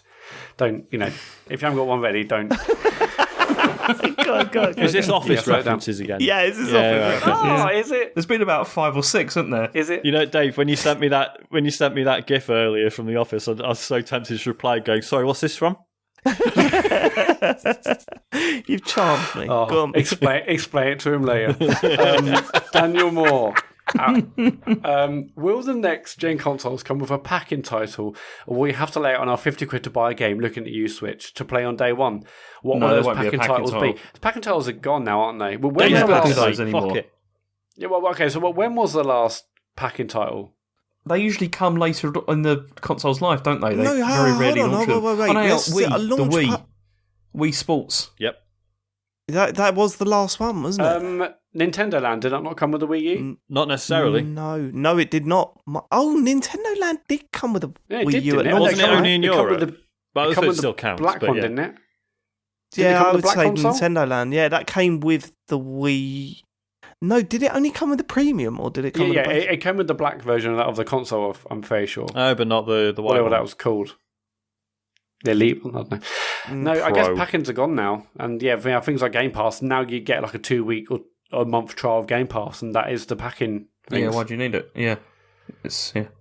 Shame, really. I mean, 1-2 Switch totally should have been a pack-in for the Switch. I cannot believe it wasn't. Charging full whack for that. Mental. Okay. Shame. I wonder if we'll ever see one free Switch. Andy Godwin, when do you think we'll see pre-order prices drop on digital stores? I buy digitally, but if I wanted a game on launch day, I would have to pay more. I have to pay more than the physical options online almost every time. Pre-order bonuses rarely seem worth paying for. Stay safe, guys. I mean, digital prices obviously are getting cheaper these days, and there's like 1 million sales all the time. But yeah, he's right. Those pre-orders are always fucking daft, the prices. Not always, though. No? Like with Nintendo stuff, they sometimes do offers. Where it's like if you pre-order it, then it's cheaper. That's indie stuff, though. It's not actual Nintendo stuff, is it? That's true, yeah. And I know, like on Steam, like when I've got Alex, like that you got 10% reduction if you pre-ordered it on there. So some places do that, but it's rare on console, and then obviously you're paying full whack, and you have to get it typically. Well, not typically, but often physical games would ship earlier, ship sooner. I'm surprised that there's cheaper codes readily available everywhere. I was looking at that 51 Worldwide Games, and you can get it from Shop 2 for £5 cheaper already. Yeah. Definitely gonna get it from there. I mean, that's a game that's. I presume that is digital only, actually. So, I mean, I think there's a physical version. Oh, is it? Oh, yeah. I want that digital in it. I mean, it's in publishers, developers, whoever's best interest to incentivize pre-orders, right? That's why they love them so much, because all pre-orders count as first day sales. So the charts for that day, week, whatever, theoretically you'll shoot up the charts, and then that gives you way more visibility, especially on Steam and stuff, where it's a fucking nightmare to get seen sometimes. Which then generates more sales, and that's why they do it. So yeah, for obviously Nintendo are quite happy to be fuck you, it's £60 for the new Mario because they know you'll pay it. But in a lot of other cases, there's that incentive to give a bit of a discount if you pre-order it because it helps them in the long run. So plus, there's no... Yeah, but also ruins the reason why they want you to pre-order in the first place if that's the case. Well, yeah. I suppose, obviously, with ordering games from a shop or Amazon, whatever, you pre-order to make sure it arrives on day of release, or maybe a little bit earlier if you're lucky. Yeah. With a digital download, it's not going to arrive early, but I suppose at least usually it allows you to preload the pre-order, right? So you definitely good to go from midnight. Yeah. But I don't know. Is that a big enough incentive? I suppose as games get bigger, that's going to be more and more of a thing, right? You wouldn't want to buy a digital download on the day of release and be like, right, cool, see you tomorrow. It's 60 gig. So well, double that. Well, yeah. Yeah, it was weird. With Animal Crossing, I got it digitally. I pre-ordered it on either Shop 2 or CD Keys. The CD Keys special. It was a grey market special, that wasn't it? Yeah, so much cheaper. Yeah. And it was just nice to have that installed for a week, knowing that the moment it ticked over, I wasn't awake, but the moment it ticked over, I could play it. Yeah. Yeah, not worried about it. So, not have to wait for postman. You know what I mean? Yeah. Well, I didn't have to go early because the postman delivered it really early. Hey, yeah, but how much, right? It's one of those, you'd love to have had that digitally now, right? If you could rebuy it. Yes and no, because I don't really take... It's the only physical Switch game I've got. Right, so it's like a digital game anyway. Yeah, might as well be digital, yeah. Yeah. But also, I don't see myself ever selling it, so I probably, on reflection, should have got digitally, because, it's surprising that... well, no, it's not surprising that they don't offer an upgrade. How would they ever control that? That would be insane. All right, That's an insane idea, David. It is. It's absolutely I realised at the moment the thought was starting to come out of my mouth, and then I shut up. Wouldn't it be graph, for fuck's sake? What you want to do is take note of that, Matt, because, it's okay to bail on a bad idea, is what I'm saying. Next tweet. MD Crebuffs. If there was an Olympics for everyday activities, what activity would you have a good chance of winning a medal in? Olympics for moaning. Moaning, yeah. I don't know. I think my dad's got you beat there. I think it'd beat you at that. I'd love to see that, wouldn't you? If that was an actual activity, moaning. Yeah, moan off. The moan off. Yeah, my dad just having a moan off. For me, it would be football, I think. Come on, what? One of the best football players in the world. I just soccer. I just haven't shown off in front of a never had a chance coach to. yet. That's all. That makes sense. I can't do keeping up. Haven't been scouted yet. Yeah, I haven't been scouted yet. I don't know. What's your answer? He hasn't been scouted yet. Dave, can I ask you a question? Go on. If imagine that you were out in the park, having a kickabout, and then a scout came up to you and was like, "We're interested." In to join the Scouts, Boy Scout. If that scout was for Crystal Palace, would you still go for it? At the age I'm at now, absolutely not. Fuck no. But that could be your ticket to another club. But then just give me the ticket now. No. Just give me the ticket now. I'll get the ticket now. I'll go. I'd say tell all your friends, and then I'd go get trials at Leighton Orient or something, and then work my way up. That'd be better. I'm not playing for Crystal Palace. Imagine walking out on the pitch in front of those divs. We've got our flags. We're going to cheer while you warm up. Let the games begin. Here comes David warming up on the touchline. Jesus Christ. Let the Daves begin. It'll say. It's Palace Ultras. All right. I'll tell you what, one thing I will be safe from, I'm not going to run onto the pitch at Selhurst Park in front of the home fans and Matt be there. He never fucking goes. So it'd be all right. I could just do it in front of the... Yeah, you did. I rarely go, yeah. That's true. What's your point? Not a real fan, that's my point. Right, okay. My answer... what's your answer? My answer is procrastination, because I can do that all fucking day. Imagine the crowd's all watching me trying to do some work. And they're all like, hang on, he's looking at the screen. I want to see all these. He's put his hand on the keyboard. Oh, hang on, no, he's just wondered if one of the group chats he's muted to try and be more productive has just had some activity in it, and he's checking his phone again, and he's on the news, and he's on Twitter, and that's it, he's gone. That's see you in an hour, folks. Now we're doing some filing. Yep. Great stuff. Mine will probably be jerking it. Right. Probably. I mean, what constitutes being good at that? Is it like just speed or how much? Next question. You enjoy satisfaction. Advanced techniques. The satisfaction. I fill out my own feedback form after everyone. Dave, do you have one of the stickers saying "How am I doing?" Phone. Yeah, I got a satisfaction feedback form that I fill out, and it fluctuates. 4 stars. Cool. It's very tired. Out of 20. Cool. I have 100 in a way. Pie Trick. Are there games that you regularly think about that stuck with you? For example, I regularly think about Nier Automata, its story and about the purpose of life. It's a good shout. It's a game that burrows its way into your head because it's full of weird shit. I'm trying to think. I mean, Red Dead 2 for me, I think, is up there. Really? Yeah, I think about that a lot. Oh, cool. I just think about him reflecting on his life. Yeah. It's like a big... Yeah, it's quite a big thing for me. No, I know what you mean. Having that opportunity to know that you're going to die and reflect on your life like that is... spoilers, but... Yeah, it's a stunning story. Is that on Game Pass now, guys? Good point. Yeah, sorry, just delete that now. Sorry about that one. Sorry about that one. That's incredible. Yeah, really, really effective. And obviously that scene that we've spoken about a lot, that gets me as well. Yeah.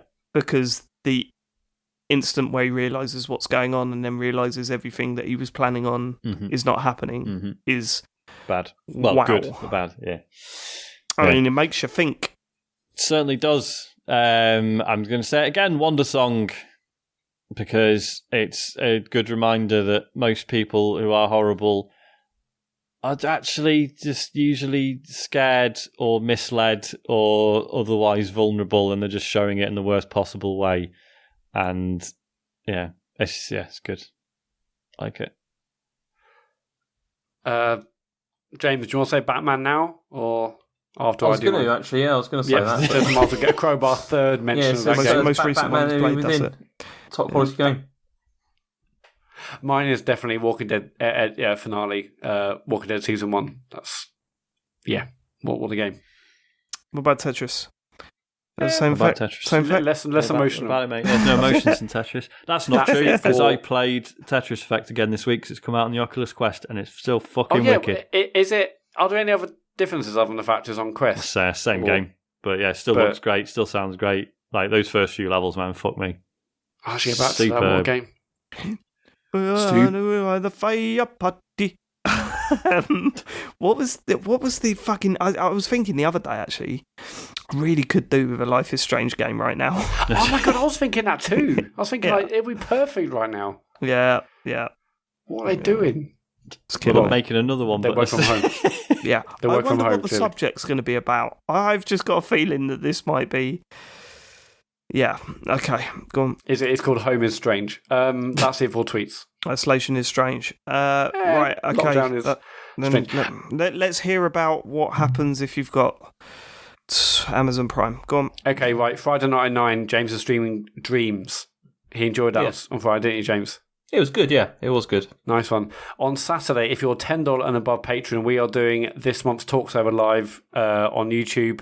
So go over to Patreon for details of that, or support us on Patreon if you want to watch it live on Saturday night. Saturday at 9. Sunday, I'm back for Resident Evil 3 Remake Sunday night at 8. And Sean may be streaming Disaster Report on Tuesday? Yeah, so it won't be on Tuesday this week. It's probably going to be Wednesday or maybe Thursday. I'm not sure. But obviously, if you listen to this on the day it comes out, you have still got time to catch it. I am rapidly going off Disaster Report 4, but I'm going to try it. I'm going to give it one more go. But God, it was dry again last week for the sort of the first half of it. So, see how we go, I guess. I will say, we are doing a bit more streams at the moment, and streams aren't just in the scheduled time. So if you are following us on Twitch, think about sort of hitting that notification icon, or whatever it is. So you get to know when we're streaming, rather than if you're not on Twitter and stuff. Yeah. Again, if you've got Amazon Prime, you've got Twitch Prime. Always a free monthly sub. Patreon is patreon.com/TCGS, as I just mentioned, and you can go to thecomputergameshow.com for everything else. Okay, that's it for another week. We will catch you next week with another wonderful episode of the Computer Game Show. Thanks for living it. Goodbye. I don't really feel like you believed a word of that. Nope. I didn't. Phoning it in. I didn't, Sean. Yeah, good. I didn't. Good. I'm done. Goodbye. Goodbye. No. Goodbye. Goodbye. Can you mention Batman again, James? Or? It's a very good game. Batman: The Enemy Within. Download it now. Okay. Advert. #ad. Switch eShop. Oh, okay. We can stop now.